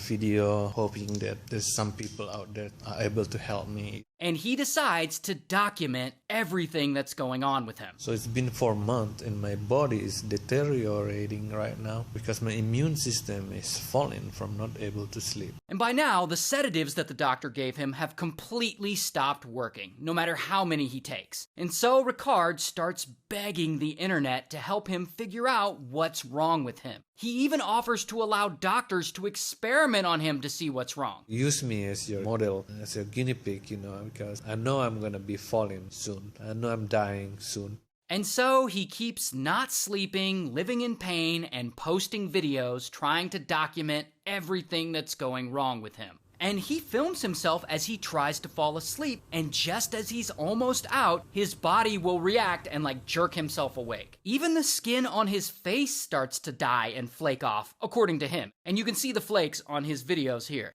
And so Ricard still feels awful. I mean, this chronic insomnia is killing him, and his only goal at this point is to get some proper rest. And he's tried everything. He would give up his own legs just for an uninterrupted nap. I will give away my two legs from my thigh, cut it, take it as an exchange for sleeping even though 3 hours a day. That's how desperate I am. And more months go by. And at this point, he's been bedridden in Indonesia for a whole year. And he's still documenting everything, and he's still begging the internet for help. I cannot sleep anymore. The medicine doesn't work anymore. The sleeping drugs is not help anymore. And it's only causing more damage. But no matter what he does, there's still no hope. He's starting to give up. Still looking for an option, but I'm about to give up. To be honest, it's too much. It's everyday torture. And deep down, he knows his body is giving up on him. So he just lies there in bed, in pain, while his body twitches 50 or so times a day. Sounds negative, but I wanna die. But then it gets worse. Because with insomnia like this, of course your body is affected, but eventually, so is your mind. And poor Ricard, he starts going crazy. Like his insomnia has been going on for so long that it's apparently giving him dementia, and it's starting to show. In his videos, all of a sudden, he's talking about things that just don't make sense. God, in this case, is just a person. I found out that actually his name is Enki. He came here to this planet before we are exist. And he's like filming in the dark, rambling about conspiracy theories. HIV is a virus. It's made by human, made by drugs mafia, designed to fulfill their mission. Then, at the end of 2016, he posts a YouTube video. And it's really dark, so it's hard to see, but this video is unfortunately his last one. Because his body finally gives out, and he passes away in his bed. He apparently had what's called fatal insomnia, which is an extremely rare neurological disease. I read that he had a really bad reaction to those antibiotics he took, which is also very rare, but which caused him peripheral neuropathy, which then led him to being in so much pain that he couldn't fall asleep. And his YouTube channel is still up, by the way. He got a weird idea of spinning his Beyblade from the top of the building and down to the ground. According to the statements, he was expecting to unleash a Pegasus out of it. But when he spun the Beyblade, it landed directly onto the woman's head. The sharp metal pin pierced deeply inside the woman's head, resulting in a trip to ER. Bro, we have just got a real-life prison break. 10 prisoners have just broken out of jail in New Orleans, and they had the audacity to leave a note behind saying, "Too easy, lol." Although they did misspell too. According to a local sheriff's office, they got out of their cells due to defective locks, which is believed to be a sign of an inside job, and then escaped the facility through a hole behind a toilet. It's always the toilet. They then broke through a bunch of metal pipes, ran across the yard, scaled the barbed wire fence with blankets, sprinted across a highway, and then disappeared from sight. So far, only 2 of the prisoners have been caught, while the other 8 men are still on the run and are believed to be armed and dangerous. The question is, which one's Teabag? He said they're armed and dangerous. How would you be armed and dangerous when you literally just left the prison? You know what I'm saying? I don't think, I mean, they might be dangerous, but armed, unless they went home real quick, you know what I'm saying, and strapped up, I don't think they're going to be armed, in my opinion. Who knows, though? I could be wrong. Its limbs snap forward faster than a bullet, shattering the glass with the force of a gunshot. This limb has a joint that's held in place by a structure in its shell, acting like a latch that locks everything tight. And when it releases, the limb shoots forward so fast that it creates a superheated bubble in the water. When this bubble collapses, it releases a powerful shockwave, delivering a second hit strong enough to break shells. A giant slingshot can be used to launch rockets into space. This works by spinning them in a huge circular chamber before launching them at hypersonic speeds. But this only works for small cargo rockets. If we tried to launch a manned rocket like this, the wind resistance would tear it apart as soon as it left the ground. Even if it did survive, the G-force would be thousands of times higher than a regular rocket launch. And this would crush both the rocket and the crew, making human travel impossible. This was one of the most terrifying experiments ever conducted by Soviet scientists, the sleep deprivation trial. They selected 6 prisoners from a Soviet prison, offering them a deal to survive the experiment and walk free. The rules were simple. They would be locked in a sealed chamber with plenty of food, water, books, and newspapers, but with one catch: no sleep allowed. To enforce this, scientists pumped in a gas compound designed to keep them awake. At first, things were calm, but by day 6, one prisoner began talking to himself. By day 9, another had gone into a psychotic spiral, screaming non-stop, pacing back and forth like a caged animal. Then came day 17. When scientists finally opened the sealed chamber, they were met with a nightmare. One prisoner was already dead. The others were barely human. Some had mutilated themselves, others had attacked each other, and yet all 5 still refused to sleep. Even worse, their physical strength had increased dramatically. It took an elite military team to intervene, and 2 soldiers were killed in the process. The experiment was shut down, but what really happened in that room still haunts the darkest corners of scientific history. What's the weirdest reason a sports team won a game? Well, during a playoff game in 2007, the New York Yankees were 1-0 up against Cleveland in the 8th inning. Joba Chamberlain was pitching for the Yankees and the game seemed all but over. But then things changed dramatically. Unusually warm weather for October had caused the nearby Lake Erie to heat up, releasing a swarm of midges, and a strong gust of wind had blown the mosquito-like flies into Progressive Field, right onto Chamberlain. In a bid to repel the midges, Yankees coaches began dousing Chamberlain in bug spray. But being from New York, they were unaware that this would actually attract the midges. Local Clevelanders knew and said nothing, as Chamberlain was so engulfed by bugs that when he went to wipe sweat off the back of his neck, his hand appeared black with bugs. Unsurprisingly, he began pitching wildly and Cleveland tied the game before eventually winning it in the 11th.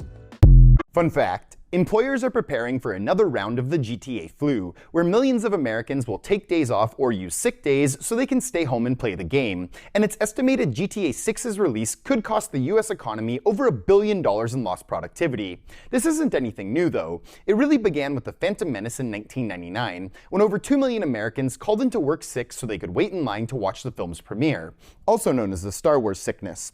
And since then, the sickness has been repeated multiple times. When Halo 3 was released in 2007, so many people took sick days, it was known as the Halo holiday. And when GTA 5 was released in 2013, millions of people took days off to play the game. Video game developers caught on to this, which is why Red Dead Redemption 2 and every Call of Duty after Advanced Warfare was released on a Friday to soften the blow to the global economy. But GTA 6 will be released on a Tuesday, and if historical trends hold true, it could cost the US economy over $1 billion in lost productivity. I wonder how many of you guys took the days off in 1999 to watch that Star Wars movie. I forgot exactly what movie he was saying, but he was saying that it started in 1999 from this Star Wars movie where a lot of people are taking days off to watch it. So if you were one of those people, let me know down in the comments. The only reason humans exist is because we have an entire army of cosmic bodyguards. Starting with the moon, whose massive size relative to Earth creates stable seasons and tides, while also absorbing countless impacts that would have hit us instead. Then Jupiter, our solar system's gravitational bouncer, is so massive it acts like a cosmic vacuum cleaner, capturing or redirecting space debris that might otherwise head our way. Without Jupiter, we'd face up to 10,000 times more asteroid impacts. Next is the Sun, which creates the heliosphere, a massive bubble of charged particles extending far beyond Pluto that shields us from deadly galactic radiation. Even Earth's magnetic field is working overtime, deflecting solar radiation that would otherwise strip away our atmosphere. Our ozone layer filters UV radiation that would otherwise destroy DNA. If any single one of these shields failed, complex life on Earth might be impossible. We're essentially living in a cosmic fortress with multiple layers of security, and most people have no idea how lucky we are. Why it sucks to be born as a surgeon. You're born with a brain built for learning, but instead of a childhood, you get books and tutoring. In high school, you have no social life, only biology, chemistry, and physics. You get into medical school, and hell begins. Exams every week, coffee instead of lunch, naps on the library floor. After 6 years, you finally earn the title of doctor, only to work as a resident for less money than a supermarket cashier. Instead of dates, night shifts. Instead of vacations, sleepless nights in the ER. Finally, you become a surgeon. Your day is hours under surgical lights, sweat dripping down your back, and the knowledge that one wrong decision could ruin someone's life. If something goes wrong, it doesn't matter that you saved 99 people before. The world will only remember your failure. You have money, you have prestige, but you have no time, no health, and no friends. After 20 years of work, your hands start to tremble. Your spine aches from hours hunched over the operating table, and stress eats away at your health from the inside. You realize... Man, this is some crazy shit. Did the former head of the FBI just call for Trump's assassination with a picture of shells? Well, the Secret Service and law enforcement are looking into exactly that claim, and it's got people going crazy online. So James Comey served as the head of the FBI between 2013 and 2017 before being fired by Trump. And yesterday he posted this picture saying, "Look at the cool shell formation that I just saw on my beach walk." So yeah, if you were confused as I was when I first saw this, 86 is said to mean like get rid of or kill something, and originated from an old mob term, while 47 is said to represent, 47th President Trump. Also, the term 8746 was used at an anti-Trump march last month. And again, this is said to be a thinly veiled call for you-know-what at the president. Now, this has actually gone past the little, talk online, and the Secret Service said that they are aware of this, and they are treating it as a potential threat. James himself has since deleted the post, and he shared a statement on Instagram saying that he assumed that this was a political message, but he said that he didn't realize some folks associated those numbers with violence. Keep in mind, this is the former head of the FBI. But then, in another weird twist, some people pointed out that the day that this picture was posted, it had been exactly 8,647 days since 9/11 took place. So, lot of weirdness. A track marshal ran onto the track to extinguish a burning F1 car, but he didn't see another car speeding toward him. In an instant, the car struck him, throwing him into the air and killing him instantly. The fire extinguisher he was carrying flew into the driver's head, killing him on the spot. Former U.S. President Joe Biden, 82, has been diagnosed with an aggressive form of prostate cancer, his office announced on Sunday. The cancer has metastasized and spread to his bones, a statement on the diagnosis revealed. The announcement came just 1 week after reports revealed that a small nodule was found on Biden's prostate during a routine exam that needed further evaluation. A statement on the diagnosis explained, "Last week, President Joe Biden was seen for a new finding of a prostate nodule after experiencing increasing urinary symptoms. On Friday, he was diagnosed with prostate cancer, characterized by a Gleason score of 9, grade group 5, with metastasis to the bone. While this represents a more aggressive form of the disease, the cancer appears to be hormone sensitive, which allows for effective management. The statement from Biden's office claims that the form of cancer he has appears to be hormone sensitive and might be effectively managed by various treatments. The president and his family are reviewing treatment options with his physicians." Flock cameras are the main thing that law enforcement uses now to catch criminals. That's what it is. As clear as I can say it. What we'll do is I'll put a picture of a flock camera on this so that you'll see it. But they're everywhere. Once you see this thing, you're going to realize that you see them everywhere. It is a camera that is positioned to capture your license. That's what a flock camera is. But these cameras capture more than your license. They can capture the interior of your vehicle as you drive by these cameras, especially the positioning of the camera. And it's legal. And so what happens is this camera captures your tag. And when it captures your tag, it's able to detect where your vehicle has been anywhere in the United States where there are flock cameras. If you're in Georgia and you travel to New York, every time your vehicle tag gets captured by a flock camera, it is entered into a database and they're able to track it. And check it out, guys. Ever since I saw this video, I see them everywhere. I never noticed them before. Wow. I forgot the name of what the effect was, but it's one of those things where it's like you're not really used to seeing red Audis, and now all of a sudden you bought a red Audi and now you notice that everyone around you have a red Audi, stuff like that. And yeah, ever since I watched that video, I've noticed a lot of flock cameras. So if you guys have ever seen flock cameras, like, just be on the lookout, and you'll probably see some just dropping down your street, and you wouldn't even notice what it was until now. So, you know what I'm saying? They're everywhere, which is actually crazy. When you're stuck in traffic, you might assume there's an accident ahead. But sometimes the backup clears and there's no crash. So what happened? Well, anytime one car slows down, the driver behind them also has to hit their brakes, which causes the driver behind them to slow down as well. Eventually, someone down the line will come to a complete stop. And when this happens, the cars behind that driver also have to stop, causing a traffic jam without a clear, obvious reason. The prairie dog vacuum is placed over the tunnel entrance, creating a powerful suction. As the vacuum starts, the air pressure within the tunnel drops rapidly, pulling the prairie dog up relocated. DaBaby is the only person to get truly canceled. Before he was canceled, he was one of the biggest names in rap. He had songs with Drake. He was with Kanye West when he was promoting the album Donda. DaBaby was rapping with Prime Lil Baby. But for some reason, this bird-brained idiot decided to throw away his whole career. During DaBaby's Rolling Loud performance in 2021, he went on a very strange rant. He said, if you didn't show up with HIV, AIDS, or any of those deadly diseases that make you die in 2 or 3 weeks, then put your cell phone in the air right now. He then said, ladies, if your cookie smells like water, put your phone up in the air right now. He then said, fellas, if you ain't sucked meat in the parking lot, put your cell phone in the air right now. After DaBaby said this, everybody in the crowd was silent. They had no idea what the fuck he was talking about. But after the videos went viral on the internet, he was canceled. If you're wondering why he was canceled, people said his comments were homophobic. If you're not really sure why, it's because the gay community has a stereotype that gay men have HIV or AIDS. This started back in the 1980s when our president Ronald Reagan, he called AIDS the gay disease. So gay men in America were seen as having AIDS. During the time that DaBaby was getting canceled, he had the #2 song on the Billboard Top 200. It was with Dua Lipa and it was called Levitating. After DaBaby went on that strange rant, this is what Dua Lipa had to say. I'm surprised and horrified at DaBaby's comments. I really don't recognize this as the person I worked with. Shortly after this, DaBaby was removed from the song. When DaBaby was getting canceled, he just started a brand deal with Boohoo Man. They came out and said they condemned the use of homophobic language and confirmed we will no longer be working with DaBaby.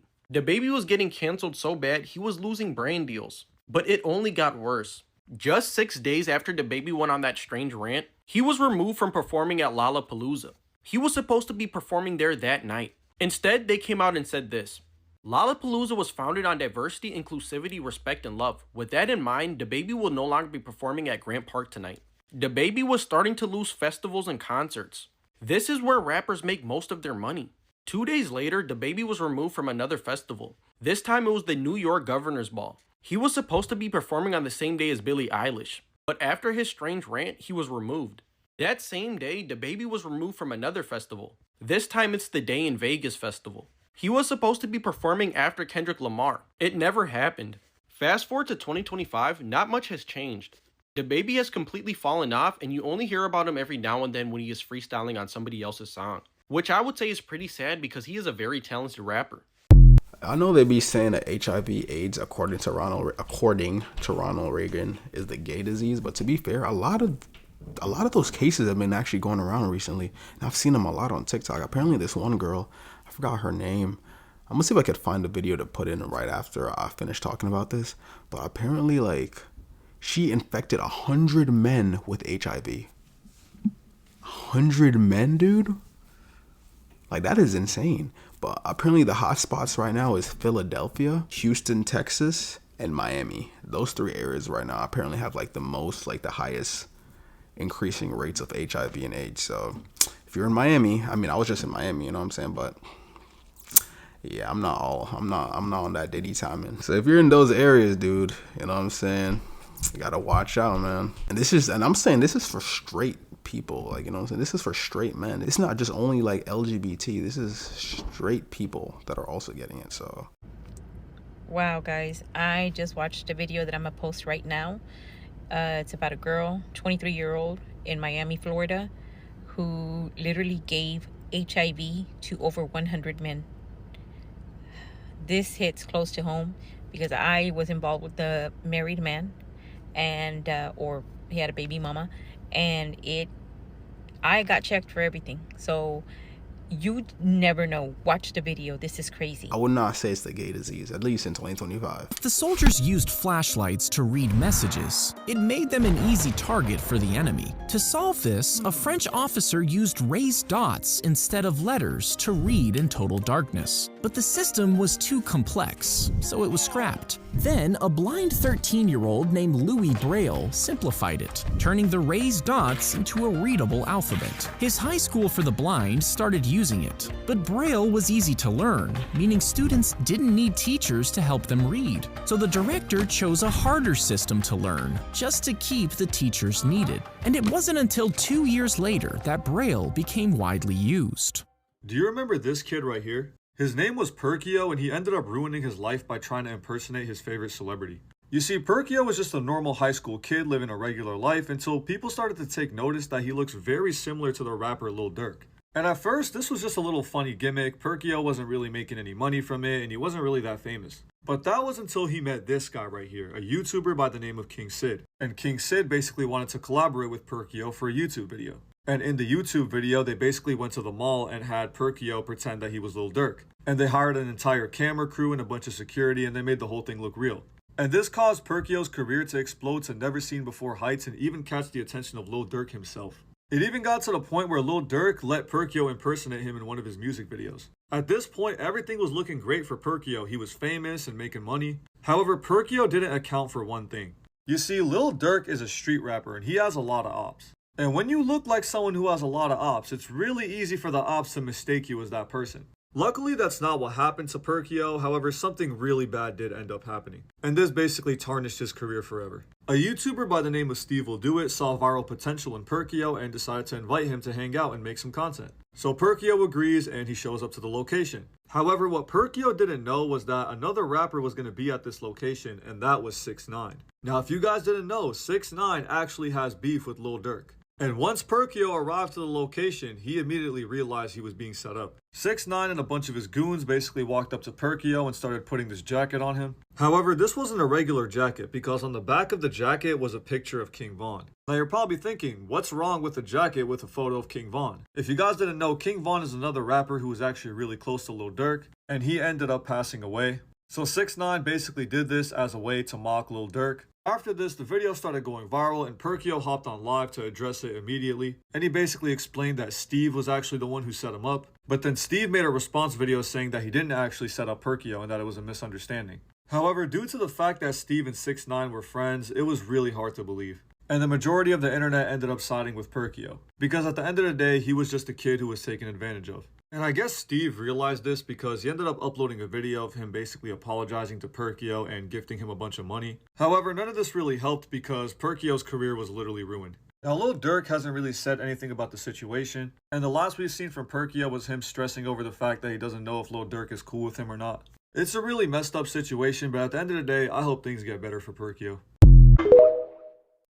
Bro, why has no one told me about how insane Indian fairs are? For example, this is the Chicha Vitricha fair, where it's completely normal to have dozens of rides of questionable stability spinning right over the heads of the packed crowds below. And no one even cares about how close they get. This is normal. And in India, they're not just fairs. They're huge cultural and religious events that attract millions of people across the country. In fact, in some regions, villages will just be left deserted because everyone is attending their local fair. And in many communities, this is actually where men are encouraged to go and look for a potential wife. Although, looking at the packed crowds and the steam or dust floating in the air, not sure if it's the most romantic place for bro to make a move. So the question is, would you go to an Indian fair or not? Why did the secretly gay pro football player murder a bunch of people? Now, his name is Aaron, and Aaron's 20 years old during this time, and he's playing football in college, and the dude is really good. I mean, he dominates at this. And one day in 2010, his whole life changes because he gets drafted into the NFL to play for the Patriots. And this is a huge deal for him. And over the next couple of years, Aaron totally kicks ass as a tight end for this team. And in 2012, they even make it all the way to the Super Bowl. And so now, bro is ballin'. He ultimately signs a 5-year, $40 million contract extension with the Patriots, and he gets a $12.5 million signing bonus. So he's suddenly rich, and he's a celebrity in the pro athlete world.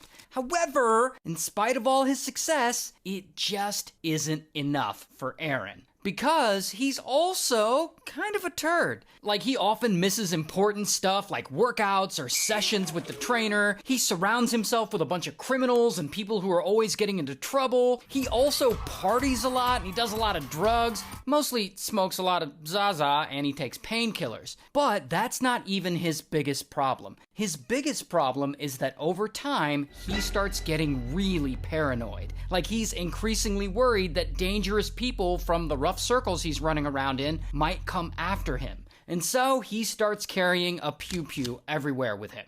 Then, one night in 2012, shit gets really crazy because Aaron goes out clubbing with this guy, Alexander. And Alexander is Aaron's friend, and so they're out at this club drinking and, having a good time. And at some point, a random guy, boom, accidentally bumps into Aaron and it makes him spill his drink on himself. And instead of shrugging this off as an accident, Aaron sees this as a huge diss. And he gets pissed at this random guy, and he is not gonna let this go. And so Alexander takes him outside to calm him down, and I guess he does calm down a little bit. But when they walk back to the parking garage, Aaron sees the guy who bumped into him and his friend leaving the club. And Aaron just snaps again, and he's like, "Fuck those guys. Let's follow them and teach them a lesson." And Alexander's like, "All right."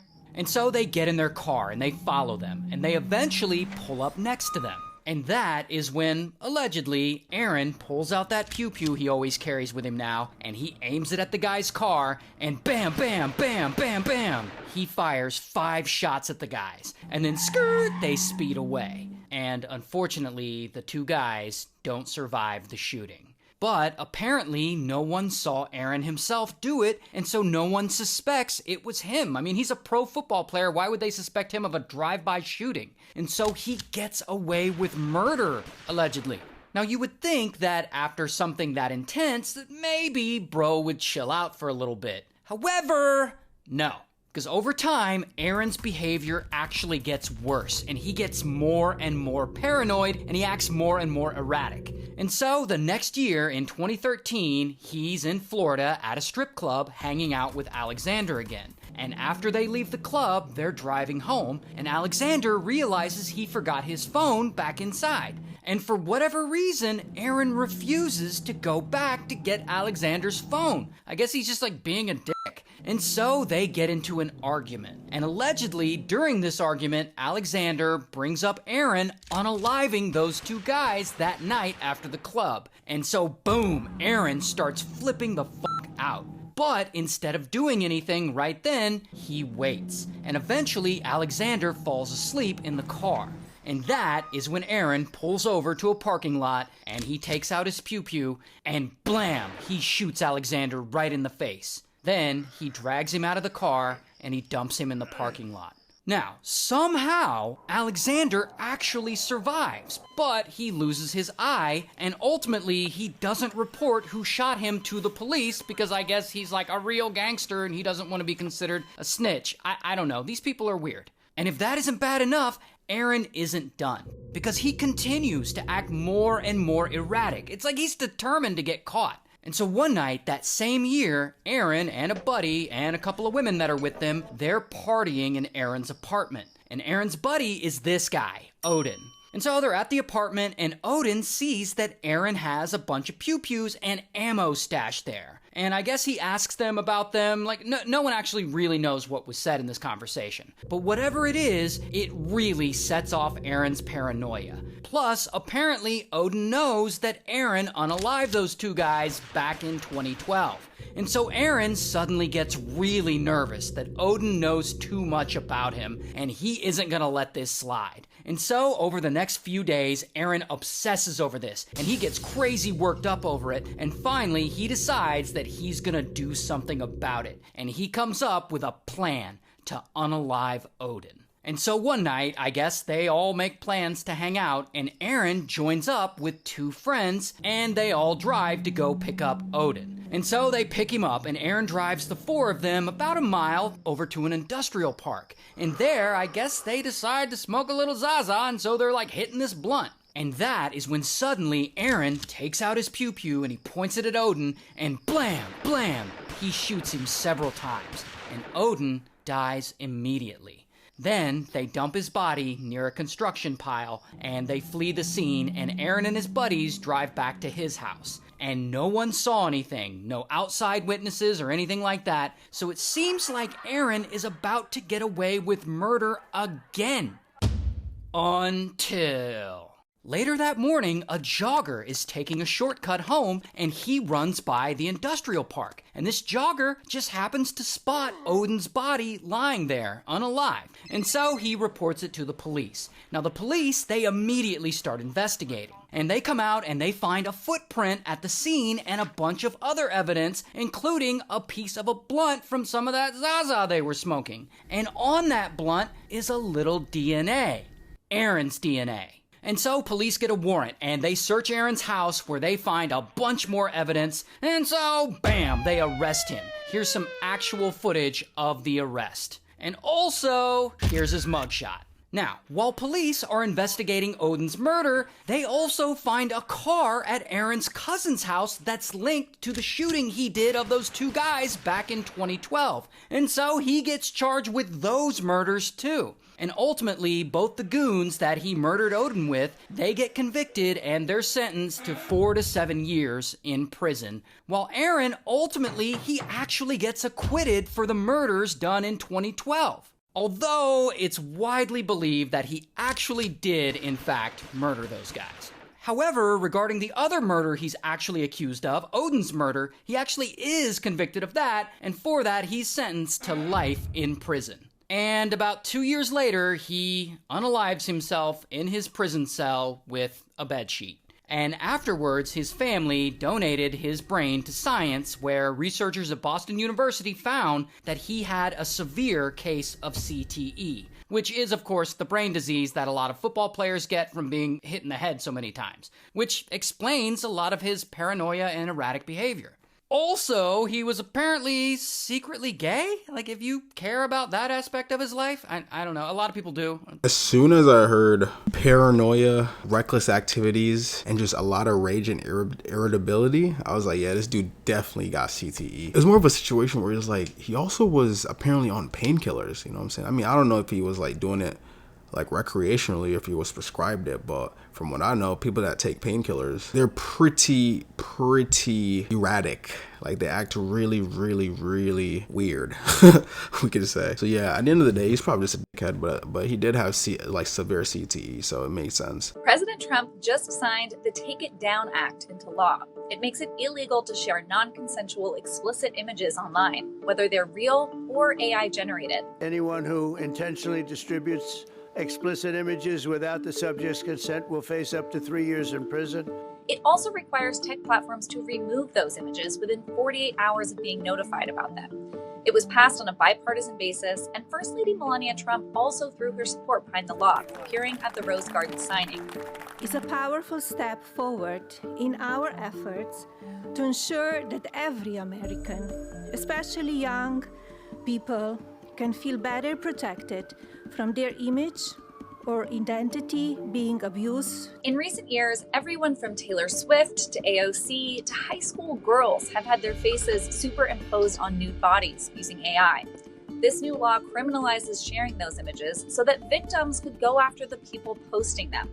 It's also one of the first federal efforts to address the dark sides of AI as the technology rapidly advances. Bro, what did Pope Leo just do to the world? This weekend, the Pope delivered his very first address in which he appealed to the world's powerful and praying for the miracle of global peace. And then, on Monday, we wake up to the news that India and Pakistan have pulled back from the brink of war and agreed to a ceasefire. The United States and China met in Switzerland and finally agreed to a deal, and both of them will now reduce their tariffs by 114%. The Kurdish military group PKK announced plans to disarm and dissolve after 40 years of fighting with Turkey, which has ended the lives of over 40,000 people. The United States met with Iran and both committed to finding ways to address their differences. And then finally, a number of European leaders gathered in Ukraine to deliver Russia an ultimatum: agree to an unconditional 30-day ceasefire or face massive new sanctions. And then last night, for the first time in years, Putin has offered to meet Zelensky face-to-face this week in Turkey, an offer that Trump urged Zelensky to immediately accept. All of that one weekend. So the question is, was the Pope poping, or would this all have happened regardless? I mean, that's good. We can end the week off on a good note, you know what I'm saying? A lot of things seem like they're making a U-turn, you know what I'm saying? It looked like we were en route for war, but now it kind of looks like everything is kind of cooling down a little bit, as it should be. So, you know what I'm saying? That's always amazing. That's always amazing. But anyways, we're close to 20 channel members. Let's try to get to 20 channel members. That'd be amazing. I'm going to see if I could do and integrate more things with my channel members, because, you know what I'm saying, you guys are literally amazing. Like, it's crazy to think that I actually have 20 channel members. Like, 20 is just crazy to me. Like, you know what I'm saying? There's obviously people with like hundreds and stuff, but like, I'm good with 20. This video should be coming out on Friday. So my upload schedule, if you guys don't know, is Monday, Tuesday, Wednesday, and Friday. I'm trying to hit all those 4 days every single week. At least I'm trying to. If not, I'm gonna let you guys know in my community. And then Saturdays are usually like my weekly recap. It's pretty much just like Monday, Tuesday, Wednesday, and Friday's videos combined into one. A lot of people that work long hours claim to really like my weekly recap, so it's just literally like the whole week in just one video, instead of them have to like keep looking for the, you know what I'm saying, keep looking for the other videos. So a lot of people do like those, although some of you guys be like, dude, why don't you just make a brand new video instead of just weekly recapping it? But you know what I'm saying, I have had a lot of comments of people generally liking my weekly recap, so that's why I do Monday, Tuesday, Wednesday, and Friday brand new videos, and then Saturday just all of those videos in one, because a lot of people don't really have time to be, you know what I'm saying, looking for the different videos I'm making. Some of my highest view counts are from my weekly recaps, so I feel like it'd be very stupid for me not to do it, you know what I'm saying? So as I've already watched the Monday, Tuesday, Wednesdays, and Fridays, then you don't have to watch the Saturdays, because it's basically the same thing but in just one big format. But again, some of you guys also really love rewatching the content that I post, just in case you miss a couple videos, or you know what I'm saying, like you just want something to have on in the background when you're about to go to sleep. A lot of you guys like to rewatch it, so you know what I'm saying, the weekly recap, it's never any, I don't feel like it's ever a bad thing to repost just a longer version of what I posted in the week. So I just want to make that clear. So Monday, Tuesday, Wednesday, and Friday at 4 p.m. Eastern time, that's usually when I'm trying to post. And then Saturday is just around like 12 p.m. all the way to 4 p.m. is usually the weekly recap, and then boom, you know what I'm saying, repeat. So that's the schedule that I'm operating on right now. If anything changes, I'm gonna let you guys know, but I'm gonna try to consistently hit that. I'm not gonna sit here and be like, I'm gonna consistently hit that every single day for the next 10 years. Because, you know what I'm saying, this is life, things happen. So I'm gonna definitely see if I can just consistently do that for like the next year. If you guys liked the video, remember we're trying to hit 2,000 likes this video. If you haven't subscribed yet, make sure to smash that subscribe button. We're 800 away from 60k and 30,000 away from 100,000. I'm trying to hit that 100k so bad. I might even throw like a vlog party for that, if I'm being honest, or something. Since y'all smashed that like button like I know you did, YouTube said y'all would love this video right here, so please click on it. It's probably better than this one. I mean, I don't know, this one was pretty good, so